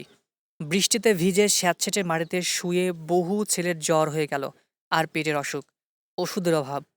তাই তাদের এক এক দলকে কাজের বিভিন্ন দায়িত্ব দিয়ে এক এক দিকে পাঠিয়ে দেওয়া হয়েছে। ছাত্রদের দায়িত্ব পড়েছে ঢাকায় ছোটখাটো বিভিন্ন অপারেশনের। ইয়াহিয়া সরকার বেশ ভালো ফ্যাসাদেই পড়ে গেছে। বিশ্বব্যাংক ও জাতিসংঘকে ভালো মতো বুঝিয়ে উঠতে পারছে না যে পুরো পাকিস্তান যা চলছে তা বিচ্ছিন্নতাবাদী কতিপয় দুষ্কৃতকারের নাশকতামূলক কাজের বিরুদ্ধে সরকারের ব্যবস্থা গ্রহণ মাত্র। প্রদেশের সর্বত্র এখন স্বাভাবিক অবস্থা বিরাজ করছে। অফিস, আদালত, স্কুল, কলেজ সব পুরোদমে চলছে। পরিস্থিতি আরেকটু স্বাভাবিক করে জনপ্রতিনিধিদের কাছে ইয়াহিয়া ক্ষমতা হস্তান্তর করে দিবেন। কয়েকজন বিদেশিকে এখানে এনে এসব দেখানোর চেষ্টা করেছে ইয়াহিয়া, কিন্তু না, কিভাবে যেন আসল খবরগুলো লিক হয়ে যাচ্ছে, যার কারণে বহির্বিশ্ব থেকে বিভিন্ন চাপ আসছে ইয়াহিয়া সরকারের উপর। বিভিন্ন বিদেশি চ্যানেলের কলকাতা শরণার্থীদের বিষয়ে নিউজ যাচ্ছে। শহরে কলেরার প্রকোপ ধীরে ধীরে বেড়েই চলছে। কলকাতার শরণার্থী শিবিরে কলেরা মহামারী আকারে ধারণ করেছে। কলেরা এখন ঢাকাতেই চলে এসেছে। কলেরার সাথে ঢাকা এসেছে বিভিন্ন গেরিলা গ্রুপ। তারা আলাদাভাবে নির্দেশ মতো কাজ সেরে আবার চলে যাচ্ছে। পাকিস্তানের অর্থনৈতিক অবস্থা এখন খুবই খারাপ। 3 মাস ধরে উৎপাদন বন্ধ, রপ্তানি বন্ধ। বিশ্ব ব্যাংকের লোন শোধ করার ক্ষমতা নেই। নতুন করে লোন পাবার কোনো আশা দেখা যাচ্ছে না। গত বছর রপ্তানি খুব ভালো হয়েছিল, এবার একেবারে গোল্লা। হঠাৎ করেই লেখিকা দূরে কোথাও বোমা ফাটার শব্দ শুনে চমকে উঠলেন। কয়েকটা বোমা পরপর ফাটল। সকলেই বুঝলেন এটা গেরিলাদের কাজ। রুমি বুঝলেন হোটেল ইন্টারকনে বিশ্বব্যাংক মিশনের লোকজন আর ইউনাইটেড নেশন এর প্রিন্স সদরুদ্দিন আছেন। তাদেরকে বোঝানোর জন্য এই বোমা ফাটানো হয়েছে সেখানে, যেন তারা দেশের প্রকৃত অবস্থা বুঝতে পারেন, যেন তারা বুঝতে পারেন এদেশে যুদ্ধ হচ্ছে। 14 তারিখে রুমি চলে গেলেন। লেখিকা পূর্বের মতোই গাড়ি দিয়ে তাকে নামিয়ে দিয়ে এলেন। ঢাকাকে জাতে ওঠানোর জন্য সামরিক সরকার উঠে পড়ে লেগেছে। ঢাকার রাস্তাগুলোর নাম বদলানো হচ্ছে। 16 তারিখের পত্রিকায় সেই বিষয়ে লম্বা ফিরিস্তি বেরিয়েছে। লালমোহন পোদ্দার লেন হয়েছে আব্দুল করিম গজনবী স্ট্রিট, শাঁখারীবাজার লেন হয়েছে গুলবদন স্ট্রিট। এভাবে 150-র বেশি রাস্তার নাম বদলের তালিকা প্রকাশ হয়েছে। সাথে বহু বই বাজেয়াপ্ত করা হয়েছে। লেখিকার বাসায় বাজেয়াপ্ত তালিকার 2টি বই ছিল, প্রবোধ কুমার স্যানেলের হাসু বানু এবং KM ইলিয়াসের ভাসানী যখন ইউরোপে। লেখিকা বই 2টি লুকিয়ে রাখলেন। বিশ্বব্যাংক মিশন এসে তদন্ত করে ফিরে গেছে। প্রিন্স সদরুদ্দিন এসে সবও দেখে শুনে ফিরে গেছেন। তাদের রিপোর্টের পর নির্ভর করছে ইয়াহিয়ার ভাগ্য। তবে কদিন ধরে সব জায়গা থেকেই অ্যান্থনি মাসকারেনাসের রিপোর্টের কথা শোনা যাচ্ছে। এই রিপোর্টে বের হবার পরপরই ইউরোপে, আমেরিকায় হইচই পড়ে গেছে। এতদিনে সত্যি সত্যি সবার প্রত্যয় হয়েছে যে পূর্ব বাংলা ইয়াহিয়ার সেনাবাহিনী যা করেছে তাকে গণহত্যা ছাড়া অন্য কোনো কিছু বলা যায় না। লেখিকা তার বিশ্বস্ত পরিচিতদের থেকে বিভিন্নভাবে বর্ডারে মুক্তিযোদ্ধাদের কিছু সংবাদ পাচ্ছেন। মুক্তিযুদ্ধকে ভালোভাবে পরিচালনা করার জন্য পূর্ব বাংলাকে 11টি সেক্টরে ভাগ করা হয়েছে। সেক্টর 2 থেকে কয়েকজন মুক্তিযোদ্ধা, গেরিলা যোদ্ধারা ঢাকা এসে কাজ করে ফিরে যাচ্ছেন। তাদের থেকেই একটু আধটু খবর শোনা যাচ্ছে। সেক্টর 2-তে খালেদ মোশাররফ আছেন যুদ্ধরত। পঞ্চম ভাগ, জুলাই 1971। দেশের বিভিন্ন জায়গায় খবর পাচ্ছেন লেখিকা। লেখিকার খুব পরিচিত একজন ডাক্তার নানা রকম তথ্য দিচ্ছেন। রাজশাহীর ভয়াবহ বর্ণনা দিচ্ছেন তিনি। এপ্রিল মাসের মাঝামাঝি ভোরবেলা নদীর ধার দিয়ে পাক আর্মিরা রাজশাহী শহরে ঢুকে পড়ে। ভয়ে শহরের 14 আনা লোক পালিয়ে যায়। বাকি 2 আনা ঘরের দরজা জানালা বন্ধ করে বসে থাকে। সেদিন রাজশাহী শহরটাকে শ্মশানের মতো দেখাচ্ছিল। ঘরে ঘরে ঢুকে পাক আর্মিরা মানুষ হত্যা শুরু করে। অল্প বয়সী মেয়ে থেকে শুরু করে পৌর মহিলা, মা, নানি, দাদি সকলকে ধর্ষণ করে পাক আর্মিরা। অনেক বুড়ি মহিলা বাড়ি থেকে পালাননি, ভেবেছেন তাদের কিছু হবে না। অল্প বয়সী মেয়েদের সরিয়ে দিয়ে নিজেরা থেকেছেন, তাদেরও ছাড়েনি পাকিস্তানের পাষণ্ডরা। এক মহিলা রোগের থেকে ডাক্তার শুনেছেন তিনি নামাজ পড়ছিলেন, সেই অবস্থায় তাকে টেনে এনে ধর্ষণ করা হয়।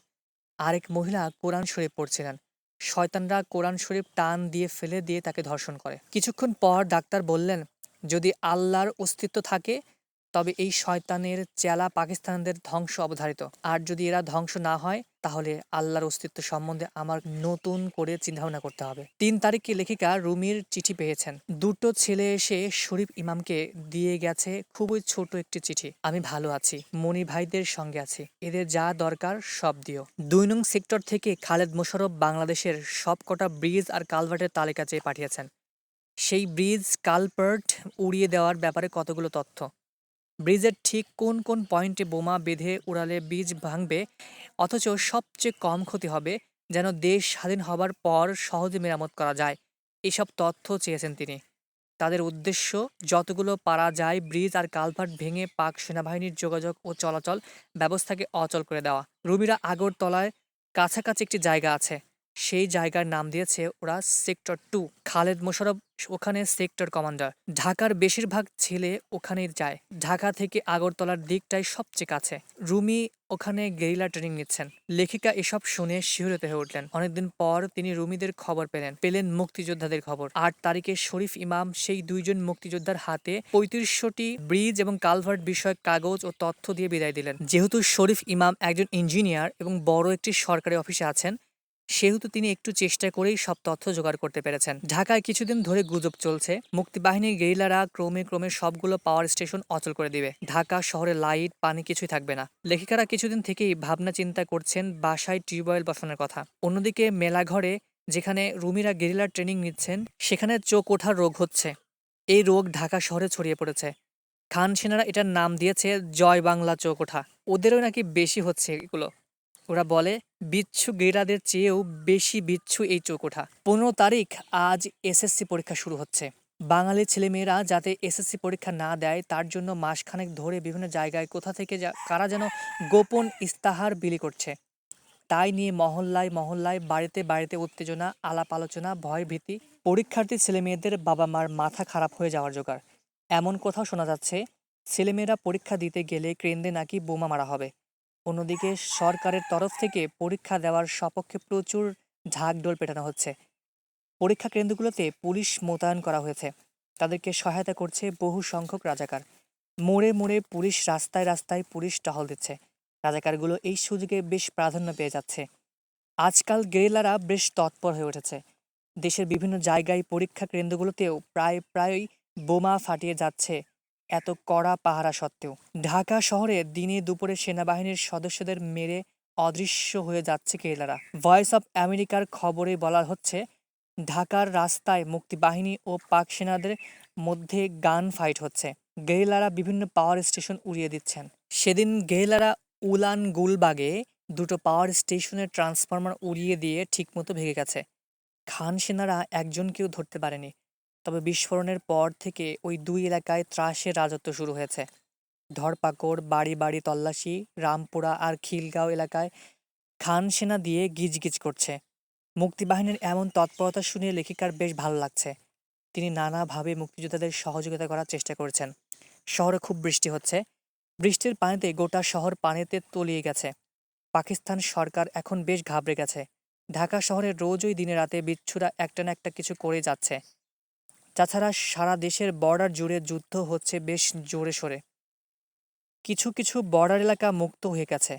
লেখিকা বিভিন্ন জোনের মাধ্যমে মুক্তিযোদ্ধাদের কাছে বিভিন্ন অঙ্কের টাকা পাঠাচ্ছেন। এখন মুক্তিযোদ্ধাদের টাকার খুব দরকার। এছাড়া আরও অনেকে যারা সঠিকভাবে মুক্তিযোদ্ধাদের কাছে টাকা পাঠানোর পথ জানেন না, তারা লেখিকার সহযোগিতায় টাকা পাঠাচ্ছেন।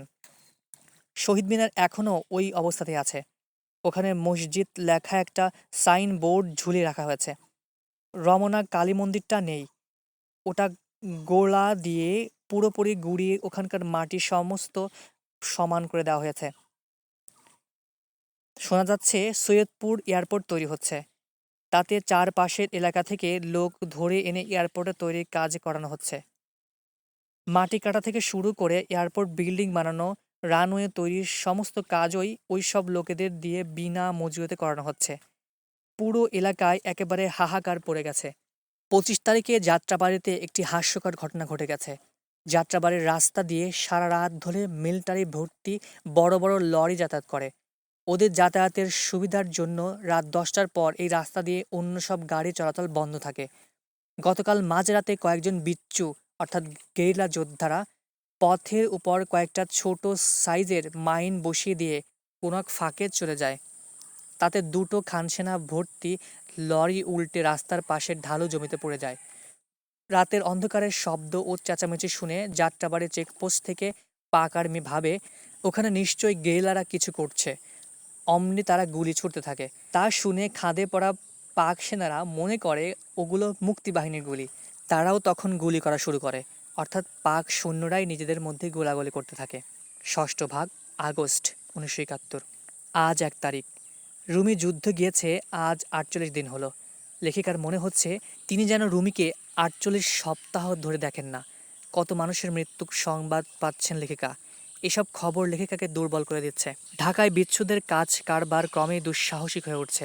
এই তো 3 তারিখে সন্ধ্যার আগে দিয়ে স্টেট ব্যাংকের গেটে মিলিটারি পুলিশের নাকের ডগায় পথচারীদের সামনে কয়েকজন বিচ্ছু বোমা ছুড়ে দিয়ে পালিয়ে গেছে। একটাকেও ধরতে পারেনি পাক সেনারা। ছেলেগুলোর ভয় নেই বললেই চলে। গ্রেনেডের মতো জানটাকেও যেন হাতের মুঠোয় নিয়ে চলে। মরলে শহীদ, বাঁচলে গাজী। জানের কোনো পরোয়া নেই তাদের। সত্যি সত্যি জীবন মৃত্যু ওদের পায়ের ভৃত্য। লেখিকা স্বাধীন বাংলার বেতার ধরলে সেখানে গান বেজে ওঠে, তীরহারা এই ঢেউরে সাগর পাড়ি দেব রে, আমরা কজন নবীন মাঝি হাল ধরেছি শক্ত করে রে, তীরহারা এই ঢেউয়ের সাগর পাড়ি দেব রে।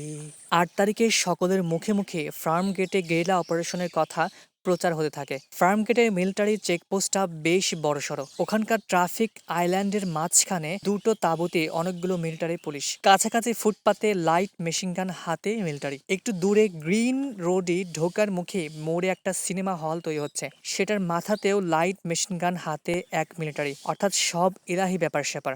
এইরকম মারাত্মক বিপজ্জনক জায়গায় বিচ্ছুরা চোখের নিমিষে 10-12টা খানসেনা মেরে দিয়ে চলে গেল। 8 তারিখ সন্ধ্যার পর রুমি এসে ঘরে ঢুকলেন। রুমির মুখ ভর্তি দাড়ি, চুল ঘাড় পর্যন্ত লম্বা, তামাটে গায়ের রং রোদে পড়ে কালচে, দুই চোখে উজ্জ্বল ঝকঝকে দৃষ্টি। গোফের জঙ্গল ভেদ করে ফুটে উঠেছে সেই ভুবন ভোলানো হাসি। রুমিকে জড়িয়ে ধরে লেখিকা কান্না করতে লাগলেন। তারপর রুমি বিশ্রাম নিয়ে রাতে খাওয়া দাওয়ার পর তার যুদ্ধের কাহিনী বলতে লাগলেন। মেলাঘরে গিয়ে রুমি দেখেন ঢাকার যত কলেজ আর বিশ্ববিদ্যালয়ের ছেলেরা, ধানমন্ডি গুলশানের বড়লোক বাপের গাড়ি হাঁকানো ছেলেরা, খেলার মাঠের চৌকুশ ছেলেরা, ছাপোষা চাকুরে বাপের ছেলেরা সকলেই ওখানে জড়ো হয়েছে।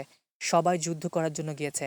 ওখানে গিয়ে রুমি তার অনেক পরিচিতদের দেখতে পেলেন। ঢাকা থেকে আগরতলার দিকে এই বর্ডারটার সবচেয়ে কাছে বলে ঢাকার প্রায় সব ছেলেই এই রাস্তা দিয়ে বর্ডার ক্রস করে। তারপর সেক্টর 2 উপর দিয়েই অনেকে অন্য সেক্টরে চলে যায়। ঢাকা জেলা সেক্টর 2 আন্ডারে, তাই রুমিরা বেশিরভাগই সেক্টর 2-তে আছেন। দেশের চারদিকের বর্ডার ঘিরে যুদ্ধ চলছে। বর্ডারের ঠিক ওপাশেই ভারতের মাটিতে বসেছে সেক্টরগুলোর হেডকোয়ার্টার্স। রেগুলার বাংলাদেশ আর্মির পাশাপাশি রুমিরা আছেন গেরিলা বাহিনী হিসাবে। নিজের ছেলের মুখে মুক্তিযুদ্ধের এমন কাহিনী শুনে লেখিকার বেশ ভালো লাগছে। রুমির কপালটা ভালো বলতে হবে। অচেনা জায়গায় গিয়ে তিনি সব পরিচিত মানুষ পেয়েছেন। রুমি ঢাকা এসেছেন কিছু কাজের জন্য। বাড়িতে থাকছেন খুবই অল্প সময়, শুধু রাতের বেলা। তবে মাঝে মাঝে রাতের বেলাতেও তিনি বাইরে থাকছেন। বাইরে গিয়ে অপারেশন করে আবার ফিরে আসছেন। মাঝে মাঝে রুমির বন্ধুরা মিলে রুমির ঘরে অপারেশন সম্পর্কে বিভিন্ন পরিকল্পনা করছেন, আবার বেরিয়ে পড়ছেন সবাই মিলে। রুমির দল ছাড়াও আরো বেশ কয়েকটা গেরিলার দল ঢাকা সরে এসেছেন। সকলে অপারেশন করে পাকিস্তানিদেরকে বেশ বিভ্রান্ত করতে পারছেন। লেখিকার কাছে অধিকাংশ বিষয় গোপন রাখছেন রুমি। পাক সেনাদের কাছে ধরা পড়লে লেখিকা যেন টর্চারের মুখে কোনো তথ্য না বলে দিতে পারেন। এভাবেই দিনকাল চলছে। 12 তারিখে রুমি লেখিকাকে কবি শামসুর রহমানের গেরিলা কবিতাটি আবৃত্তি করে শোনালেন। 15 তারিখে রুমি লেখিকাকে আজাদের বাসায় নিয়ে এলেন। আজাদের মাকে দেখে চিনতে পারলেন লেখিকা। আগে অনেক এসেছেন তাদের বাসায়। আজাদের বাবা মস্ত ব্যবসায়ী। আজাদের বাবা দ্বিতীয় বিয়ে করে। আজাদের মা আজাদকে নিয়ে আলাদা থাকেন। আজাদও গেরিলা যোদ্ধা। সেখানে বেশ কিছুক্ষণ গল্প করে রুমিরা চলে আসেন। রুমিরা মূলত সিদ্ধিরগঞ্জের পাওয়ার স্টেশনটা উড়িয়ে দেওয়ার মতো একটি বড় কাজ নিয়ে শহরে এসেছেন, কিন্তু কাজটা কিছুতেই করতে পারছে না তারা। সিদ্ধিরগঞ্জের পাওয়ার হাউসটা বেশ বড়। শহরের বিভিন্ন পাওয়ার স্টেশন বিচ্ছুরা ইতিমধ্যে উড়িয়ে দিচ্ছেন বলে এই পাওয়ার স্টেশনটা রক্ষার জন্য পাক সেনারা প্রচুর গার্ড দিয়ে রেখেছেন সেখানে। সেই গার্ড ফাঁকি দিয়ে পাওয়ার স্টেশনটা উড়িয়ে দেওয়া রুমিদের কাছে বেশ অসম্ভব। তারপরও তারা বেশ কয়েকবার চেষ্টা করেছেন, পারেননি। তবে তারা এই জন্য বসে নেই, অনেক ভাবছেন, পরিকল্পনা করছেন। পাশাপাশি ছোটখাটো অনেক অপারেশন করছেন। পাক সেনাদের উপর হামলা করছেন, মেরে ফেলছেন। ধানমন্ডির 28 নম্বর রোডের একটি বাসা রুমিদের আস্তানা। এই বাড়িটির মালিক দিলারা হাশেম। তিনি তার স্বামী সন্তান নিয়ে করাচিতে থাকেন। বাড়িটা তিনি ভাড়া দিয়েছেন রাইকার ল্যাবরেটরিজকে। রুমিরা মাঝে মাঝেই সেখানে গিয়ে কর্ম পরিকল্পনা করতেন, অস্ত্র নিয়ে আসতেন। অপারেশন শেষে আবার অস্ত্র রেখে দিয়ে আসতেন। সেদিন রুমি প্রায় 2 বস্তা অস্ত্র নিয়ে এলেন বাড়িতে। ম্যানহোলের ভেতরে একবারে কোনায় সেই অস্ত্রগুলো লুকিয়ে রাখা হলো। 29 তারিখ রাত 12টার দিকে দরজায় কড়া নাড়ার শব্দ। লেখিকার ঘুম ভেঙে গেল। পাক সৈন্যরা লেখিকার পুরো বাড়ি ঘিরে রেখেছে। এখান থেকে বের হয়ে যাওয়া অসম্ভব। লাইটের আলোতে পুরো বাড়ির চতুর্পাশ দিনের আলোর মতো ঝকঝক করে রেখেছে। রুমি, জামি এবং তাদের আত্মীয় মাসুম এবং হাফিজ দোতলায়। সকলে বেশ ঘাবড়ে গেছেন। দরজা খুলে দিয়ে কয়েকজন পাকসেনারা নিয়ে ক্যাপ্টেন কাইয়ুম ঘরে ঢুকলো। লেখিকা বলল, প্রতিদিনের কাজকর্মের রুটিন মতো এই বাড়িটা তারা সার্চ করবে। এই বাড়িতে কয়জন মানুষ থাকে, নাম কি, এগুলো জিজ্ঞেস করতে লাগলো লেখিকাকে। এরপর সকলকে নামিয়ে রুমিকে, জামিকে, হাফিজকে, মাসুমকে এবং রুমি জামির বাবা শরীফ সাহেবকে সাথে করে নিয়ে যেতে লাগলো। লেখিকা জানতে চাইলে বলল যে একটু জিজ্ঞাসাবাদের জন্য নিয়ে যাওয়া হচ্ছে থানায়। আধ ঘন্টা 1 ঘন্টার মধ্যে ছেড়ে দিবে। ওরা চলে গেলে লেখিকা খুব চিন্তায় পড়ে গেলেন। আধ ঘন্টা, 1 ঘন্টা, 1.5 ঘন্টা হয়ে গেল, কেউ আর ফিরে আসছে না। 30 তারিখ ভোর হয়ে গেল, তবু কেউ ফিরে এলো না। লেখিকা ভয় পেতে লাগলেন। তিনি টেলিফোন করে পরিচিত নানাজনকে এই খবর দিতে লাগলেন। 9:30টার দিকে হাফিজ ফিরে এলো। টর্চার করে হাফিজকে ছেড়ে দিয়েছে। বাকিদেরকে কোথায় রেখেছে হাফিজ জানে না। হাফিজ বলতে লাগলো, ওদেরকে প্রথম মেইন রোডে নিয়ে লাইন ধরে দাঁড় করিয়ে সামনে একটা জিপের হেডলাইট জ্বালিয়ে সবাইকে শনাক্ত করে। তারপর রুমিকে আলাদা করে নিয়ে ওদের জিপে ওঠায় আর বাকিদেরকে অন্য গাড়িতে নিয়ে যেতে থাকে। তারা এয়ারপোর্টের উল্টো দিকে এমপিএ হোটেলে যায়। 31 তারিখে বেলা 11টার দিকে লেখিকা সেই এমপিএ হোটেলে যান শরীফের খোঁজে, কিন্তু না। অফিসার লেখিকাকে বাড়ি ফিরে আসতে বলেছে যে তাদেরকে ক্যান্টনমেন্টে নিয়ে যাওয়া হয়েছে। জিজ্ঞাসাবাদ শেষ হলে তাদেরকে বাড়িতে পাঠিয়ে দিবে। লেখিকা মন খারাপ করে বাড়িতে ফিরে আসেন। কিছুক্ষণ পর শরীফরা ফিরে আসেন, শুধু এলেন না রুমি। লেখিকা দেখতে পেলেন শরীফ জামিদের চেহারায় কেমন অপমানের ছাপ, ব্যথার ভাঁজ, গায়ে কেমন ধুলো লেগে আছে তাদের, পরনের কাপড়ে কেমন কুচকানো। লেখিকা বুঝতে পারলেন বেশ টর্চার করা হয়েছে তাদের। তারপর শরীফ পানি খেয়ে কিছুক্ষণ বিশ্রাম নিয়ে বললেন, তাদেরকে ক্যান্টনমেন্টে নিয়ে যাওয়া হয়নি, ওই এমপিএ হোটেলেই রাখা হয়েছিল। জামি বলল, পাকিস্তানিদের কীর্তিকলাপ শুনলে হিটলারের গেস্টাপো বাহিনী মাথা হেট করবে। তার প্রমাণ তারা দেখে এসেছে। মনে হচ্ছিল তারা যেন সজ্ঞানে হাবিয়া দোজকে ছিলেন এতক্ষণ। সপ্তম ভাগ, সেপ্টেম্বর 1971। বর্বরতা ও নিষ্ঠুরতার এক অবিশ্বাস্য, অমানবিক কাহিনী গতকাল লেখিকাকে শুনতে পেলেন পাক সেনাদের থেকে ফিরে আসা শরীফ সাহেব এবং জামির থেকে। সেদিন রাতে বাড়ির গেট থেকে রুমি জামিদের হাঁটিয়ে নিয়ে খানসিনারা মেইন রোডে দিয়ে দাঁড়ায়। তারপর রুমিকে শনাক্ত করে আলাদা জিপে নিয়ে তারা চলতে থাকে। সেই হোটেলের ভেতরে গিয়ে শরীফদেরকে একটা ছোট ঘরে নিয়ে যাওয়া হয়। রুমিকে আলাদা ঘরে নিয়ে যাওয়া হয়। শরীফদেরকে নানা রকম প্রশ্ন জিজ্ঞেস করতে থাকে। কোনো উত্তর অফিসারদের পছন্দ না হলে তখন শুরু হয় নির্যাতন। রাইফেলের বাঁট দিয়ে বুকে পিঠে গুঁতো, বেত, লাঠি, বেল দিয়ে মুখে, মাথায়, পিঠে, শরীরের সবখানে মার, উপুর করে শুয়ে বুট শুদ্ধ পায়ে উঠে দাঁড়ায়ে মারানো। বিশেষ করে কুনুই, কবজি, হাঁটুর গিঁটগুলো থেতলানো। আশেপাশের ঘরগুলোতেও এই ব্যাপার চলছে। বন্দি বাঙালিদের চিৎকার, গোঙানি, খান সেনাদের উল্লাস, ব্যঙ্গ বিদ্রূপ কানে শুনতে পাচ্ছেন শরীফরা। বন্দিরা যেন ওদের খেলার সামগ্রী। এভাবে নানা রকম নির্যাতন চলতে থাকে ওদের উপর। একটা ব্যাপারে খান সেনারা বেশ হুঁশিয়ার। ওরা কেউ এমনভাবে মারে না যাতে বন্দি হঠাৎ করে মারা যায়, এমনভাবে যাতে বন্দি অসহ্য যন্ত্রণায় ভোগে। নাক মুখ দিয়ে গল গল করে রক্ত বেরোয়, হাত পা আঙ্গুলের হাড় ভাঙে অথচ মরে না। অজ্ঞান হলে পানি ছিটিয়ে জ্ঞান ফিরিয়ে আনে, একটু বিশ্রাম করতে দেয় যাতে খানিক পরে আবার নতুন করে মার সহ্য করার ক্ষমতা জন্মায়। তারপর তাদেরকে একটি ছোট ঘরে সকলকে আটকিয়ে রাখে। এমনিভাবে সময় গড়িয়ে যেতে থাকে। একবার করে খানসেনারা ঘরে ঢোকে, এলোপাথাড়ি খানিক পেটায়, গালিগালাজ করে, আবার বেরিয়ে যায়। খানিকক্ষণ পর কয়েকজন খানসেনা এসে রুমি, বদি আর চুল্লুকে বের করে নিয়ে যায়। রাতের বেলা শরীফদেরকে নিয়ে আসে রমনা থানায়। আবার সকালে নিয়ে যায় সেই হোস্টেলে। পুনরায় শুরু হয় নির্যাতন। এভাবে জিজ্ঞাসাবাদের পর, নির্যাতনের পর শরীফ জামিদের ছেড়ে দেয়। তখন শরীফ রুমির কথা জিজ্ঞেস করলে অফিসার বলে রুমিকে একদিন পরে ছাড়া হবে, ওর স্টেটমেন্ট নেওয়া এখনো শেষ হয়নি। শরীফকে কর্নেল বলেছিল রুমিকে একদিন পর ছেড়ে দেবে। কথাটা যে বিশ্বাসযোগ্য নয় সেটা লেখিকা শরীফের বুঝতে দেরি হয়নি। তারপর থেকে লেখিকা তার পরিচিতদের মাধ্যমে অনেক চেষ্টা করতে লাগলেন রুমির খোঁজ পেতে। কেউ রুমির সম্বন্ধে কোনো খবরই দিতে পারল না। তারপর লেখিকার পরিচিতরা সকলেই মিলে নানা রকম চিন্তাভাবনা করছেন রুমিকে ছাড়ানোর ব্যাপারে কি উপায় করা যেতে পারে। সবারই কোনো না কোনো সামরিক অফিসারের সঙ্গে পরিচয় বা খাতির আছে। সবাই নিজের নিজের মতো করে তাদের সঙ্গে যোগাযোগ করার চেষ্টা আছেন। শরীফ সাহেবকে মিলিটারিরা অনেক মেরেছে, পিঠে মারের দাগ পড়ে গেছে। এছাড়াও খানসেনারা বুট পরা পা দিয়ে তার মাথায় মেরেছে। ফলে তার মনে হয় সবসময় মাথায় যেন একটা লোহার টুপি কেটে বসে আছে। শরীফ এদিন রুমির কথা স্মরণ করে লেখিকাকে জড়িয়ে ধরে খুব কান্না করলেন। তিনি চিরকাল ধীর, স্থির, দায়িত্ব সচেতন। তার মান অপমান জ্ঞান অন্য অনেকের চেয়ে বহুগুণে তীক্ষ্ণ। খানসেনাদের বর্বর নির্যাতনে তিনি শরীরে যত না যন্ত্রণা পেয়েছেন তার চেয়ে বেশি অপমান বোধ করেছেন মনে। এজন্যই কয়েকদিন ধরে শরীফ সাহেব কেমন চুপচাপ হয়ে আছেন। শুধু রুমি, বদি, চুল্লুকেই নয়, আরো অনেক গেরিলা যোদ্ধাদের ধরা হয়েছে। অনেক অস্ত্র উদ্ধার করা হয়েছে বিভিন্ন জায়গা থেকে। পত্রিকায় এটা নিয়ে বেশ নিউজ হচ্ছে। অস্ত্রের সাথে অনেক মানুষকে গ্রেপ্তার করা হচ্ছে, নির্যাতন করা হচ্ছে।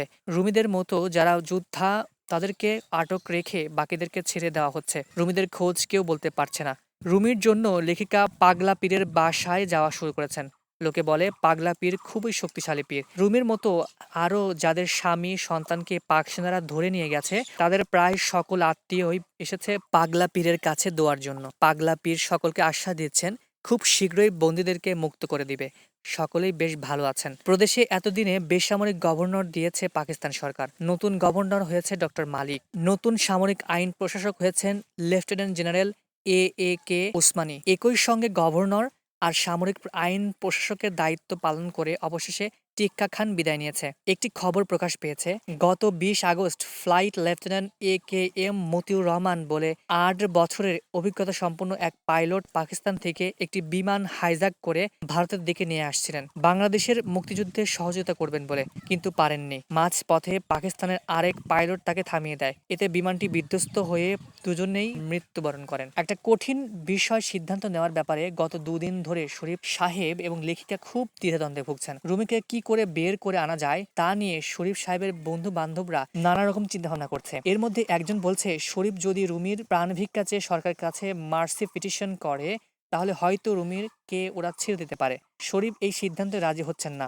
তিনি বলছেন যে সামরিক চান তার বিরুদ্ধে রুমি মুক্তিযুদ্ধে যোগ দিয়েছে সেই সরকারের কাছে মার্সি পিটিশন করলে রুমির সেটা মোটেও পছন্দ করবেন না এবং রুমি এজন্য শরীফ সাহেব এবং লেখিকাকে কোনো দিনও ক্ষমা করবেন না। খুনির সরকারের কাছে রুমির প্রাণ ভিক্ষা চেয়ে দয়া ভিক্ষা করা মানেই রুমির আদর্শকে অপমান করা, রুমির উঁচু মাথা হেট করে দেওয়া। শরীফ সাহেব সিদ্ধান্ত নিয়েছেন মার্সি পিটিশন তিনি করবেন না। রুমিকে অন্যভাবে বের করে আনার যত রকম চেষ্টা আছে সব করা হবে, কিন্তু মার্সি পিটিশন নয়। লেখিকাও শরীফের সাথে একমত হয়েছেন। ৬ তারিখে লেখিকা আজাদের মায়ের কাছে গেলেন।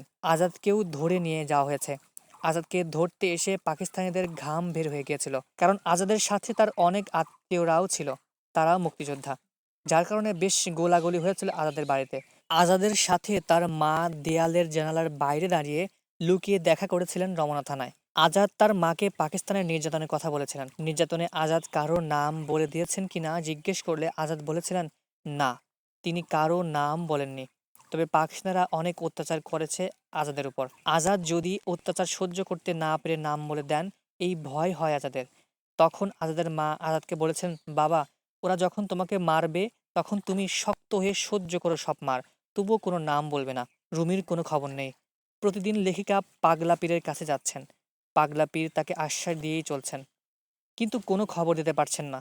এর মধ্যে লেখিকা একটা ভয়ঙ্কর খবর পেলেন। ৪ই সেপ্টেম্বর রাতে নাকি অনেক মুক্তিযোদ্ধাকে গুলি করে মেরে ফেলা হয়েছে? 5ই সেপ্টেম্বর প্রেসিডেন্ট ইয়াহিয়া যে সাধারণ ক্ষমা ঘোষণা করেন তা নিয়ে সেনাবাহিনীর ভেতরে মতভেদ ছিল। এক দলের মত ছিল এই সব দেশদ্রোহী দুষ্কৃতিকারী কোনোভাবেই সাধারণ ক্ষমা পাওয়ার যোগ্য নয়, এদের ক্ষমা করে দিলে দেশের ক্ষতি হবে। তাই প্রেসিডেন্টের সাধারণ ক্ষমা ঘোষণা হবার আগেই রাতেই তাড়াহুড়ো করে প্রায় শখানেক দেশদ্রোহীকে প্রাণদণ্ড দিয়ে গুলি করে মেরে ফেলা হয়েছে। লেখিকা প্রায় কেঁদে ফেললেন। তাহলে কি রুমি, আজাদ, বদি, আলতাফ, জুয়েল, বাশার, হাফিজ, চুল্লুরা আর নেই? রুমি নেই এই নবীন বয়সে, যখন পৃথিবীর রূপ ও রস মধু গন্ধ উপভোগ করার জন্য সবে বিকশিত হচ্ছিল, তখনই সে নেই।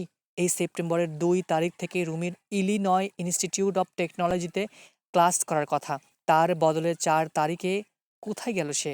লেখিকার মনে পড়ল 28 আগস্ট রুমি বলেছিলেন, যদি চলেও যাই কোনো আক্ষেপ নিয়ে যাব না, হয়তো জীবনের পুরোটা তোমাদের মতো জানিনি, তবু জীবনের যত রস মাধুর্য তিক্ততা বিষ সবকিছুর স্বাদ আমি এর মধ্যে পেয়েছি। 24 তারিখে দুপুরে মেডিকেল কলেজ হাসপাতালের সামনে মন্ত্রী মাওলানা মোহাম্মদ ইসহাকের গাড়িতে বিচ্ছুরা বোমা ছুড়েছে। মন্ত্রীর হাত পা দুয়ে জখম। 29 থেকে 30 আগস্ট একগাদা মুক্তিযোদ্ধা গ্রেপ্তার হবার পর ঢাকা শহরে কদিন যেন মূর্ছিত হয়ে পড়েছিল। এখন আবার জ্ঞান ফিরে পেয়ে একটু একটু নড়ে চড়ে উঠেছে। 10 তারিখে বাসাবো এলাকায় একদল মুক্তিযোদ্ধার সঙ্গে ওখানকার কদমতলী ফাঁড়ির পুলিশ আর রাজাকারদের বেশ বড় রকম সংঘর্ষ হয়ে গেছে। মুক্তিযোদ্ধারা নদীর ওপারের এক গ্রাম থেকে এসে ফাঁড়ি ঘেরাও করে রেইড করে বেশ কিছু পুলিশ আর রাজাকার মেরে আবার নির্বিঘ্নে পালিয়ে গেছে। শেখ মুজিবকে বাঁচিয়ে রাখা হয়েছে কিনা এখানে কেউ জানে না, তবে শরীফ সাহেব বলেন শেখ সাহেবকে মারতে পাকিস্তানিরা সাহস পাবে না, এমনিতেই ওদের এখন ছেঁড়া বেড়া অবস্থা। এই সময় শেখকে মারলে আরও যে গভীর গড্ডায় পড়বে সেটুকু বুদ্ধি ওদের আছে। আজ 29 তারিখ, আজ থেকে ঠিক 30 দিন আগে পাকিস্তানিরা রুমিকে নিয়ে গেছে। এই 30 দিন রুমির কোনো খোঁজ পাননি লেখিকা। রুমির সাথে যাদের নিয়ে যাওয়া হয়েছে তাদেরও খোঁজ নেই। পাগলা পীর এখনো আশ্বাস দিয়েই যাচ্ছে। লেখিকা পাগলা পীরের আশ্বাসে কোনো কান দিচ্ছেন না তেমন। 8ম ভাগ, অক্টোবর 1971। রুমির নামে লেখিকা সদকা কোরবানি করলেন। একটা গরু কিনে আজিমপুরের সলিমুল্লাহ এতিমখানায় দান করে দিলেন। রুমির সাথে আরও যাদের খোঁজ পাওয়া যাচ্ছে না তাদের নামও সদগার নামের তালিকায় যুক্ত করে দিলেন। 5 তারিখে খবর পাওয়া গেল মেলাঘর থেকে নতুন গেরিলা দল এসে ঢাকার উপকণ্ঠে সাভারের দিকে ঘাঁটি গেড়েছে। সেই দলের ডেপুটি লিডার বাচ্চু, তিনি লতায় পাতায় লেখিকার আত্মীয় হন। 14 তারিখে সারা শহরে হইচই হচ্ছে। কারণ হলো গতকাল রাতে দুজন মুক্তিযোদ্ধা বনানীতে মোমেন খানের বাড়িতে ঢুকে তাকে গুলি করে পালিয়ে গেছে।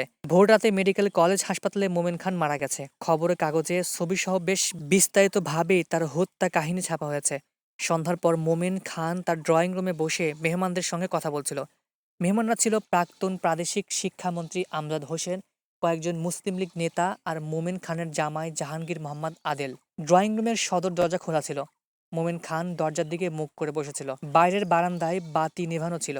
এমনই অবস্থায় দরজার কাছ থেকে কে বা কারা মোমেন খানকে লক্ষ্য করে এক রাউন্ড গুলি ছোড়ে। গুলি তার পেটে বিদ্ধ হওয়ার সঙ্গে সঙ্গে মোমেন খানের রক্তাক্ত দেহে সোফা থেকে মাটিতে পড়ে যায়। গুলি ছুড়ে মুক্তিযোদ্ধারা অন্ধকারের মধ্যে পালিয়ে যায়। মোমেন খানকে হাসপাতালে নেওয়ার পর জানা যায় গুলি তার পিঠ ফুটো করে বেরিয়ে গেছে।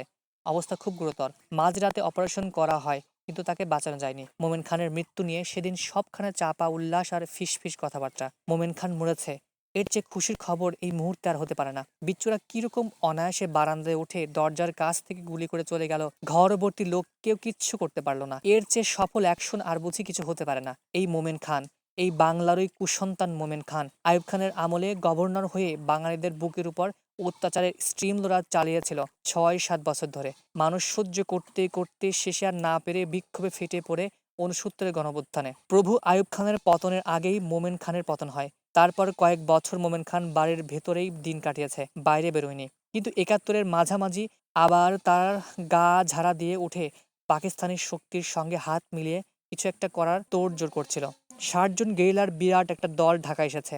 এক পরিচিত মুক্তিযোদ্ধার থেকে লেখিকা এই খবর পেলেন। ক্যাপ্টেন হায়দার অনেক অস্ত্রশস্ত্র নিয়ে এই দলকে ঢাকায় পাঠিয়েছেন গেরিলা অপারেশন করার জন্য। ওরা গোপীবাগের পেছন দিক দিয়ে ঢাকায় ঢুকেছে। ঢাকার বাইরে ওই দিক বাইগদা বলে একটা গ্রামে ওদের বেস ক্যাম্প, সেখান থেকে অল্প স্বল্প অস্ত্র ঢাকার ভেতর নিয়ে আসছে। তাদের অস্ত্র আনার পদ্ধতি বেশ চমৎকার। ভোরবেলা গ্রাম থেকে লোকেরা ঝুড়ি ভর্তি শাকসবজি নিয়ে ঢাকায় আসে। তাদের সঙ্গে মিশে শাকসবজিওয়ালা সেজে ঝুড়িতে সবজির তলায় ছোট অস্ত্র লুকিয়ে আনে। বড় অস্ত্রগুলো সাধারণত বস্তার ভেতরে অন্য জিনিসের সঙ্গে ভরে রাত্রিবেলা নিয়ে আসে। ২৯ থেকে ৩০ আগস্টের গ্রেপ্তারের পর মাত্র কয়েকটা দিন ঢাকা শহরের নিথর ছিল। তারপর আবার বিচ্ছুরা কিলবিল করতে শুরু করেছে। আবার দলে দলে গেরিলারা ঢাকায় ঢুকেছে বিভিন্ন দিক থেকে। গত পরশু দুপুর ১টার সময় স্টেট ব্যাংকের ৬ তলায় একটা বাথরুমে বোমা বিস্ফোরিত হয়ে দুজন পাকিস্তানি কমান্ডো মারা গেছে। তার আগের দিন সকালের দিকে মতিঝিলে ইপিআইডিসি, হাবিব ব্যাংক আর প্রুডেন্সিয়াল বিল্ডিংগুলোর সামনের রাস্তায় বোমা বিস্ফোরিত হয়ে ওখানে পার্ক করা ৬টি গাড়ি নষ্ট হয়েছে। বিল্ডিং ৩টের সামনের দিকের সব জানলার কাঁচ ভেঙেছে। তারাও দুদিন আগে ১৮ তারিখে রেসিডেন্সিয়াল মডেল স্কুলে বোমা বিস্ফোরিত করেছে। এভাবে প্রতিনিয়ত গেরিলারা হামলা করে চলছে। ১৪ তারিখে হয়েছিল অসাধারণ একটি ঘটনা। গেরিলারা বেলুনে গ্যাস ভরে বেলুনের সাথে বাংলাদেশের পতাকা আর নৌকা বেঁধে ছড়িয়ে দিয়েছিল আকাশে। ভোর রাতের দিকে বাড়ির ছাদ থেকে এগুলো ওড়ানো হয়। পুরো শহরে এই নিয়ে বেশ হইচই হয়েছিল। পাক সেনারা সেদিন অনেক বাড়ি সার্চ করেছে, কিন্তু কাউকেই পায়নি। আজকাল মুক্তিযোদ্ধাদের আরেকটি কাহিনী শোনা যাচ্ছে। শান্তি কমিটির চেয়ারম্যান, মেম্বার, ইউনিয়ন কাউন্সিলের চেয়ারম্যান, মেম্বারদের একটা কাফনের কাপড়, এক প্যাকেট লোবান আর ১০টা টাকা সহ একটি চিঠি পাঠিয়ে দেয়। যা খাবার ইচ্ছে হয় ওই ১০ টাকায় খেয়ে নাও, তোমার দিন শেষ হয়ে আসছে। কিছুদিন পর লেখিকা শুনতে পেলেন মোমেন খানের লাশ মুক্তিযোদ্ধারা কবর থেকে উঠিয়ে ফেলেছে। ওর মতো বেইমানের লাশ এই দেশে থাকতে দিতে চায় না ওরা। আজ ৩০ তারিখ। আজ থেকে ঠিক ৬১ দিন আগে রাত ১২টার সময় পাক আর্মি বাড়িতে এসে রুমিকে ধরে নিয়ে যায়। লেখিকা রুমির কথা স্মরণ করে মন ভার করে বসে আছে। বাইরে গুড়ি গুড়ি বৃষ্টি হচ্ছে। লেখিকার মন খারাপ হলেও নানা দিক থেকে গেরিলাদের সফল অপারেশনের কথা শুনে লেখিকা বেশ ভালো বোধ করতে লাগলেন। ৩১ তারিখে লেখিকা শুনতে পেলেন ২ নং সেক্টরের প্রধান খালেদ মোশাররফ যুদ্ধে মারা গেছেন। লেখিকা খবরটি বিশ্বাস করতে চাইলেন না। এই খালেদ মোশাররফ সর্বনাশের কিনারায় দাঁড়িয়ে পালিয়ে আসা বিদ্রোহী বাঙালি সামরিক বাহিনীর অফিসার জওয়ান আর যুদ্ধকামী শত শত যুবক কিশোরদের জড়ো করে মুক্তিযুদ্ধ সংগঠিত করার দুর্রূপ কাজে মগ্ন হয়েছিলেন। খালেদের সাথে তার ছোট ভাই বাদলও ছিলেন। খালেদ বাদলকে ঢাকা থেকে যারা যুদ্ধে যোগ দিতে চায় তাদেরকে নিয়ে আসার দায়িত্ব দিয়েছিলেন। অনেক ঝামেলা সত্ত্বেও খালেদ মাথা ঠান্ডা রেখে যুদ্ধ চালিয়ে গেছেন। ধীরে ধীরে গড়ে তুলেছেন ২ নং সেক্টর, মেঘালয় তার হেডকোয়ার্টার্স। নিয়মিত সেনাবাহিনীর পাশাপাশি গড়ে উঠেছে বিরাট গেরিলা বাহিনী। দেশের অন্য সব জায়গায় থেকে তো বটেই, বিশেষ করে ঢাকায় যত শিক্ষিত, স্বাস্থ্যবান, টগবগে বেপোড়া ছেলে এসে জড়ো হয়েছে সেই সেক্টর 2-তে। খালেদ মোশাররফ কেবল তাদের সেক্টর কমান্ডারই নন, খালেদ মোশাররফ তাদের হিরো। যতগুলো ছেলে সেক্টরে রাখার অনুমতি ছিল তার চেয়ে অনেক বেশি ছেলেকে তিনি আশ্রয় দিতেন। তিনি বাদলকে বলতেন, যত পারো সরাসরি ছেলে রিক্রুট করে সোজা আমার কাছে নিয়ে আসবে। এই যুদ্ধে আমাদের জাতীয় যুদ্ধ। দলমত নির্বিশেষে যারাই দেশের জন্য যুদ্ধ করতে আসবে তাদের সবাইকে আমি সমানভাবে গ্রহণ করব। বাদল তাই করত। ফলে খাতায় যত ছেলের নাম থাকতো তার চেয়ে বেশি ছেলেকে খালেদ ক্যাম্পে রেখে গেরিলা ট্রেনিং দিয়ে ঢাকা পাঠাবার জন্য তৈরি করতেন। ৩০০ ছেলের রেশন ৬০০ ছেলে ভাগ করে খেত। ২৯ থেকে ৩০ আগস্টে এত বেশি সংখ্যক গেরিলা ধরা পড়ার পরেও মাত্র ১.৫-২ সপ্তাহের ব্যবধানে প্রচুর অজস্র অসংখ্য গেরিলা ঢাকার বিভিন্ন দিক থেকে শহরে ঢুকছে, অ্যাকশন করছে, পাক আর্মিকে নাস্তানাবুদ করছে, সামরিক সরকারের ভিত্তি নাড়িয়ে দিচ্ছে, অবরুদ্ধ দেশবাসীর মনোবল বাড়িয়ে দিচ্ছে। এটাও সম্ভব হয়েছে খালেদের ওই দূরদর্শিতার জন্য। আসলে খালেদ ছিলেন স্বপ্নদ্রষ্টা। খালেদ শক্তিমান, আত্মবিশ্বাসে বলীয়ান। বাংলাদেশের জন্য যা ভালো মনে করতেন তাই কাজে পরিণত করতে দ্বিধাবোধ করেননি। এক্ষেত্রে তিনি আওয়ামী লীগের বা ভারত সরকারের নির্দেশ বিধিনিষেধের ধার ধারেননি। তার এই সাহস, দুঃসাহস, আত্মবিশ্বাস, ভবিষ্যতের দিকে নির্ভুল নির্ভীক দৃষ্টিপাত করার ক্ষমতা তাকে সেক্টর 2-র গেরিলা ছেলেদের কাছে করে তুলেছে অসম্ভব জনপ্রিয়, প্রায় দেবতার মতো। খালেদের যেকোনো হুকুম চোখ বন্ধ করে তামিল করার জন্য প্রতিটি গেরিলা ছেলে এক পায়ে খাড়া। খালেদ মোশাররফ সেক্টর 2-র প্রাণ। সেই খালেদ মোশাররফ যুদ্ধক্ষেত্রে শহীদ হয়েছেন। নিঃসন্দেহে তার জন্য এটা গৌরবের মৃত্যু। শহীদের সম্মান তিনি পেয়েছেন। খালেদের মৃত্যু সংবাদে লেখিকা খুব ব্যথিত হন। রুমির কথা মনে পড়ল তার। মেলাঘর থেকে ফেরার পর রুমি কত যে গল্প করত খালেদের। এই খালেদ মোশাররফই ছেলেদের বলতেন, কোনো স্বাধীন দেশ জীবিত গেরিলা চায় না, চায় রক্ত স্নাত শহীদ। নবম ভাগ, নভেম্বর 1971। লেখিকার দিনগুলো কেমন যেন নিস্তেজ নিষ্প্রাণ হয়ে কাটছে। খালেদ মোশাররফের খবরে সবাই মর্মাহত। তার মৃত্যু সংবাদ শোনা মাত্রই ঢাকার গেরিলাদের মধ্যে হাহাকার পড়ে গেছে। প্রত্যেকটি গ্রুপ থেকেই দুজন করে গেরিলা মেলা ঘরে ছুটে গেছে খবরাখবর জানার জন্য। তবে খালেদের মৃত্যুর সংবাদে গেরিলাদের মধ্যে হাহাকার পড়ে গেলেও কেউ মনোবল হারায়নি। তা বোঝা যাচ্ছে তাদের প্রতিদিনের অ্যাকশনে। বরং বলা যায় তারা যেন খালেদের মৃত্যুর প্রতিশোধ নেওয়ার জন্য আরও রুখে, আরও মরিয়া হয়ে একটার পর একটা অ্যাকশন করে চলছে। জোনাকি সিনেমা হলের পাশে যে পলওয়েল মার্কেট আছে, গতকাল সেখানে মুসলিম কমার্শিয়াল ব্যাংকে এসে বিচ্ছুরা কিছু লুট করে নিয়ে গেছে। টাকাগুলো তাদের জন্য খুবই দরকার ছিল। 11টার সময় প্রকাশ্য দিবালোকেই একই দিনে মৌচাক মার্কেটে ইউনিয়ন ব্যাংকে ৩-৪ জন বিচ্ছু ঢুকে ৭,০০০ টাকা নিয়ে গেছে। ওটাও এই 11টা, সাড়ে 11টার দিকেই প্রকাশ্য দিবালোকে। খবরের কাগজ এসব কাহিনী বেরিয়েছে। খবরের কাগজে আরও বেরিয়েছে, 1লা নভেম্বর প্রাদেশিক নির্বাচনী কমিশন অফিসে বোমা বিস্ফোরণে 1জন নিহত, 2জন আহত, 2টো ঘর বিধ্বস্ত, ছাদ ধসেছে, বোমার আগুনে কাগজপত্র পুড়ে ছাই। 2 নভেম্বর সন্ধ্যায় কাকরাইল পেট্রোল পাম্পের উপর গ্রেনেড ছোড়া হয়েছে। রাত 8টায় আজিমপুরে আর্মি রিক্রুটিং কেন্দ্রে বোমা বিস্ফোরিত হয়েছে। 4 তারিখে লেখিকা এসব স্বস্তির খবর পেলেন। খালেদ মোশাররফ মারা যাননি, যুদ্ধে সাংঘাতিক আহত হয়েছেন, কিন্তু বেঁচে আছেন। ঢাকা থেকে যেসব মুক্তিযোদ্ধা মেলাঘরে ছুটে গিয়েছিল তাদের 2-1জন ফিরে এসেছে। তাদের কাছ থেকে লেখিকা জানতে পেরেছেন, যুদ্ধ করার সময় শত্রুপক্ষের শেলের একটা স্প্লিটার খালেদের কপালে লেগেছে। তাকে সঙ্গে সঙ্গে আগরতলা হাসপাতালে নিয়ে যাওয়া হয়। সেখান থেকে হেলিকপ্টারে করে নিয়ে যাওয়া হয় লখনৌয়ের একটি হাসপাতালে। সেখানে তিনি চিকিৎসাধীন আছেন। গতকাল বুধবার ভোরে সিন্ধিরগঞ্জ পাওয়ার হাউসে পরপর 3টি বোমা বিস্ফোরণ হয়। এতে হাউসের বিশেষ ক্ষতি হয় এবং 4টি জেনারেটরই বিকল হয়ে পড়ে।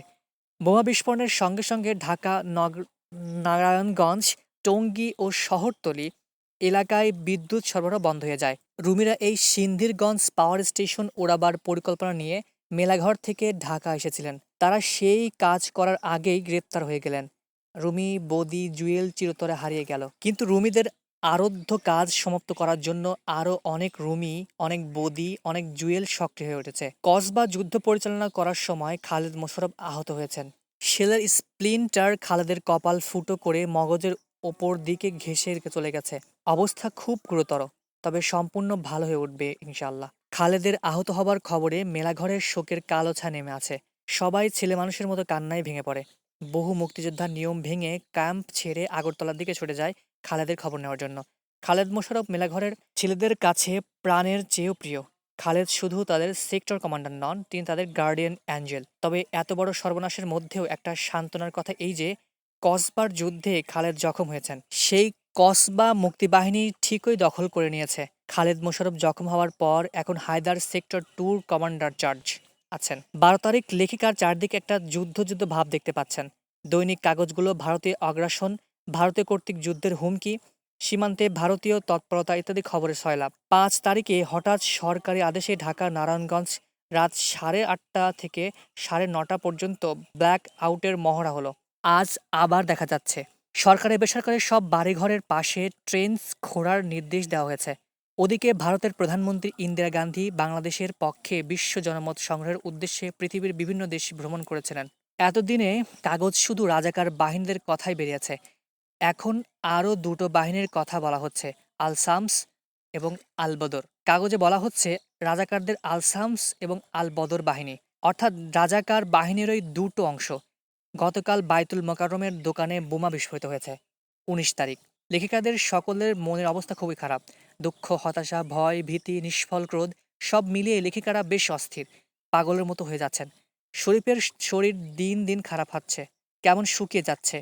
এমনিতেও শরীফ কম কথা বলে, আর এখন আরও কম। ধরতে গেলে কথাই বলে না, মনের কোনো অনুভূতি প্রকাশ করে না। তাকে বাইরে থেকে দেখে বোঝার উপায় নেই যে দুঃখ তাকে ভেতর থেকে কুঁকড়ে খাচ্ছে। শহরে একটা নতুন জিনিস দেখা যাচ্ছে, বিহারিরা সকলেই মাথা নাড়া করে একটা লাল ফেটি বেঁধে বেড়াচ্ছে। ওদের দেখাদেখি অনেক বাঙালিও ন্যাড়া মাথা দেখলেই খানসেনারা ছেড়ে দেয়। তাই অকারণ হয়রানির হাত থেকে বাঁচবার জন্য অনেক ভীরু বাঙালি যুবকও মাথা ন্যাড়া করেছে। ২০ তারিখ, আজ ঈদ। তবে ঈদের কোনো আয়োজন লেখিকারা করেননি। তবে রুমির গেরিলা বন্ধুরা যদি আসে সেই আশায় একটু ভালো রান্না করে রেখেছেন লেখিকা। ঘটনা যেন একটু দ্রুতই ঘটেছে কিছুদিন থেকে। পূর্ব বাংলার চারধারে সবগুলো বর্ডারে মুক্তিবাহিনীর আক্রমণের চাপ বাড়ছে। ভারতও নাকি আক্রমণ করেছে পাকিস্তানিদের উপর, এমন কথাই পত্রিকা লিখেছে। তারা বলছে আনুষ্ঠানিকভাবে যুদ্ধ ঘোষণা ছাড়াই ভারত পূর্ব পাকিস্তানের বিরুদ্ধে সর্বাত্মক আক্রমণ চালিয়েছে। এজন্যই পাকিস্তান সৈন্যদের মধ্যে লেখিকা এত সাজ সাজ রব দেখতে পাচ্ছেন। ২৪ তারিখে পাকিস্তান সরকার দেশে জরুরি অবস্থা ঘোষণা করেছে। ওই দিনই সন্ধ্যা ৬টা থেকে ৭টা পর্যন্ত অনুষ্ঠিত হয়েছে। যুদ্ধ করে পাকিস্তান সরকার বড়ই বিচলিত হয়ে পড়েছে। কি করবে কি না করবে কিছুই বুঝে উঠতে পারছে না। ২৮ তারিখ, আগামীকাল ক্রাশ ইন্ডিয়া দিবসের কথা ভেবে অনেকে উদ্বিগ্ন। মিরপুর, মোহাম্মদপুরের বাসিন্দাদের মধ্যে এর প্রস্তুতি নিয়ে খুব জোশ দেখা যাচ্ছে। তারা পারলে যেন এখনই পুরো ভারত গুঁড়িয়ে দেয়। বাঙালিরা তাদের এমন আচরণ দেখে ভয় পাচ্ছে। তাদের ভারত বিদ্বেষের লাভা স্রোতে ঢাকার বাঙালিরাও তলিয়ে যায় নাকি, সেটাও অনেক বাঙালিরা ভাবছে। বহু অবাঙালির গাড়ির কাছে ক্রাশ ইন্ডিয়া লেখা স্টিকার জ্বলজ্বল করছে। অনেক অবাঙালি দোকানে ক্রাশ ইন্ডিয়া লেখা পোস্টার শোভা পাচ্ছে। ২৯ তারিখে দেখা গেল ক্রাশ ইন্ডিয়া নিয়ে যেমন হইচই ছিল তেমন কিছু ঘটেনি। তবে সকাল থেকে গাড়ি, রিক্সা, বাস চলেনি।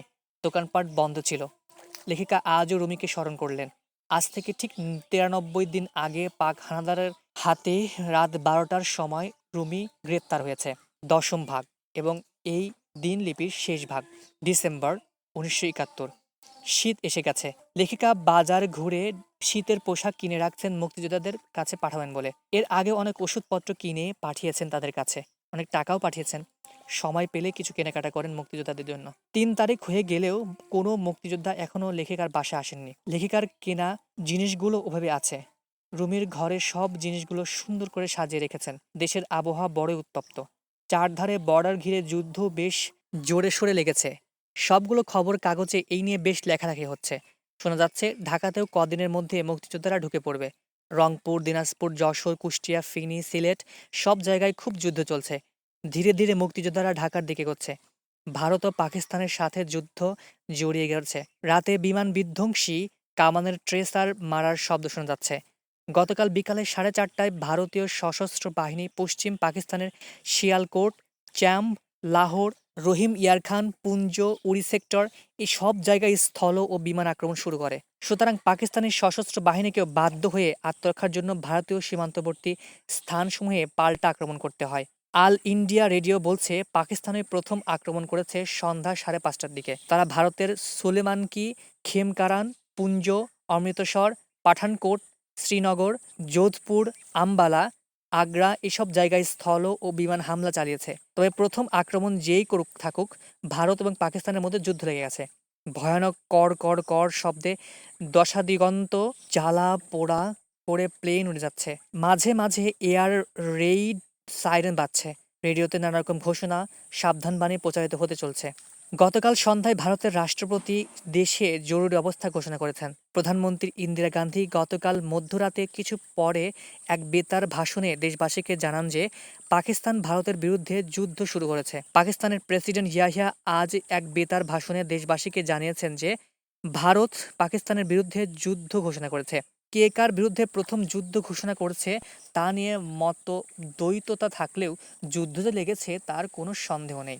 জলজান্ত প্রমাণ ঢাকার আকাশের ভারতীয় বিমানের কর্ণবিদারী আনাগোনা। ঢাকার মানুষেরা বিমানের সাইরেন শুনে ঘরে গিয়ে লুকিয়ে না থেকে বাইরে বেরিয়ে আসছে যুদ্ধ দেখার জন্য।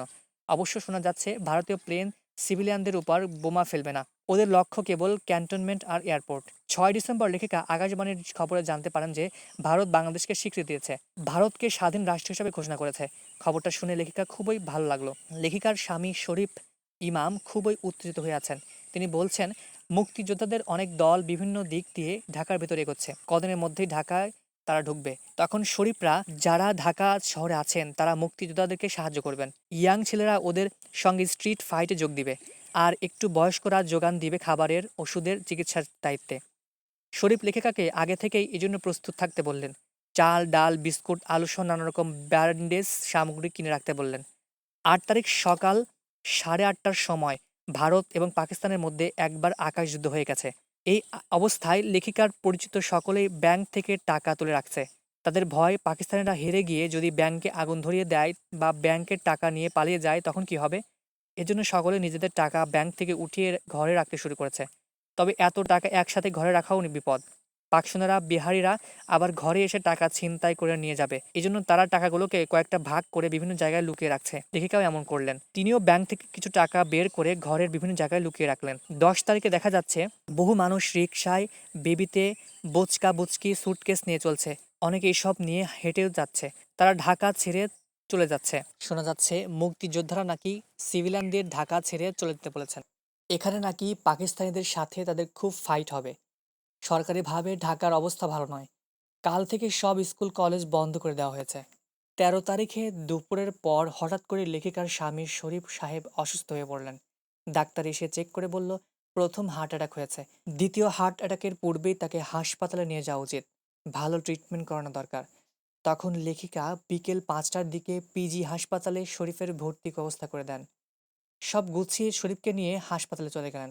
চারদিকে যুদ্ধ হচ্ছে, মেশিনগানের শব্দ হচ্ছে, সেনাদের গাড়ি সাঁই করে বেরিয়ে যাচ্ছে।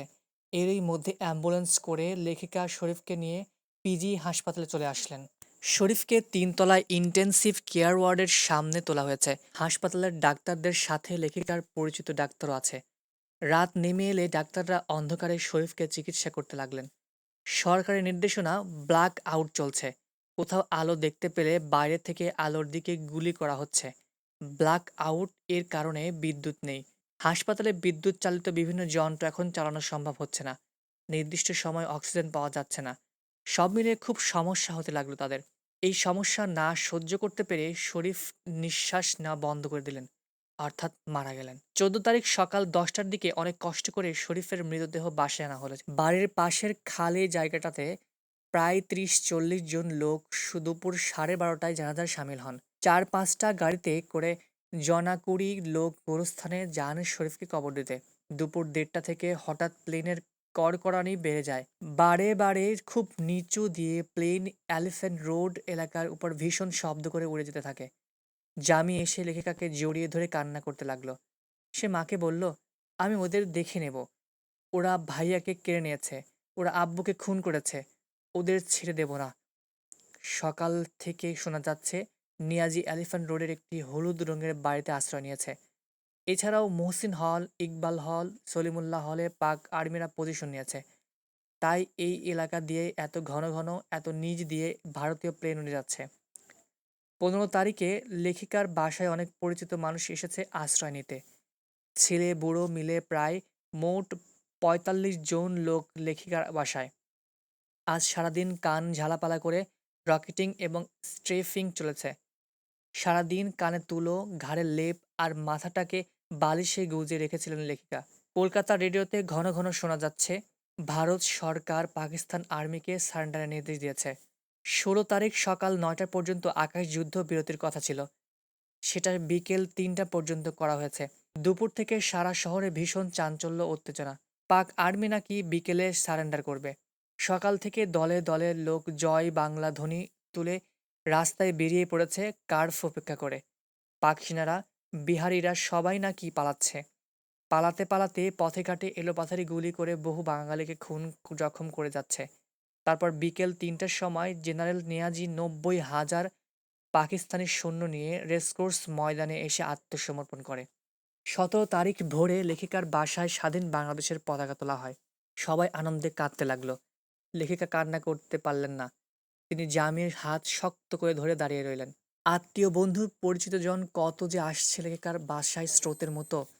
তাদের মুখে লেখিকা রমনা রেসকোর্স ময়দানে সারেন্ডারের কথা, দলে দলে মুক্তিযোদ্ধাদের ঢাকায় আসার কথা, ইন্ডিয়ান আর্মির কথা, লোকজনের বিজয়োল্লাসের কথা শুনছেন।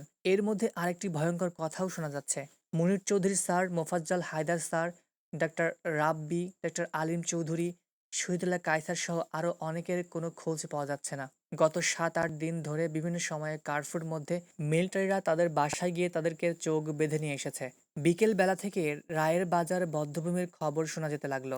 পাকিস্তানিরা তাদের চোখ বেঁধে ধরে এনে এখানে গুলি করে হত্যা করে ফেলে রেখেছে। এই খবর শোনার পর থেকে লেখিকার বেশ অস্থির অস্থির লাগছে। সারা ঢাকা শহরের লোক একই সঙ্গে হাসছে আর কাঁদছে। স্বাধীনতার জন্য হাসি, কিন্তু হাসিটা ধরে রাখা যাচ্ছে না। এত বেশি রক্তে দাম দিতে হয়েছে যে কান্নার স্রোতে হাসি ডুবে যাচ্ছে। সন্ধ্যার পর রুমির অনেক গেরিলা বন্ধুরা সহ মেজর হায়দার এলেন লেখিকার বাসায় লেখিকার সাথে দেখা করতে।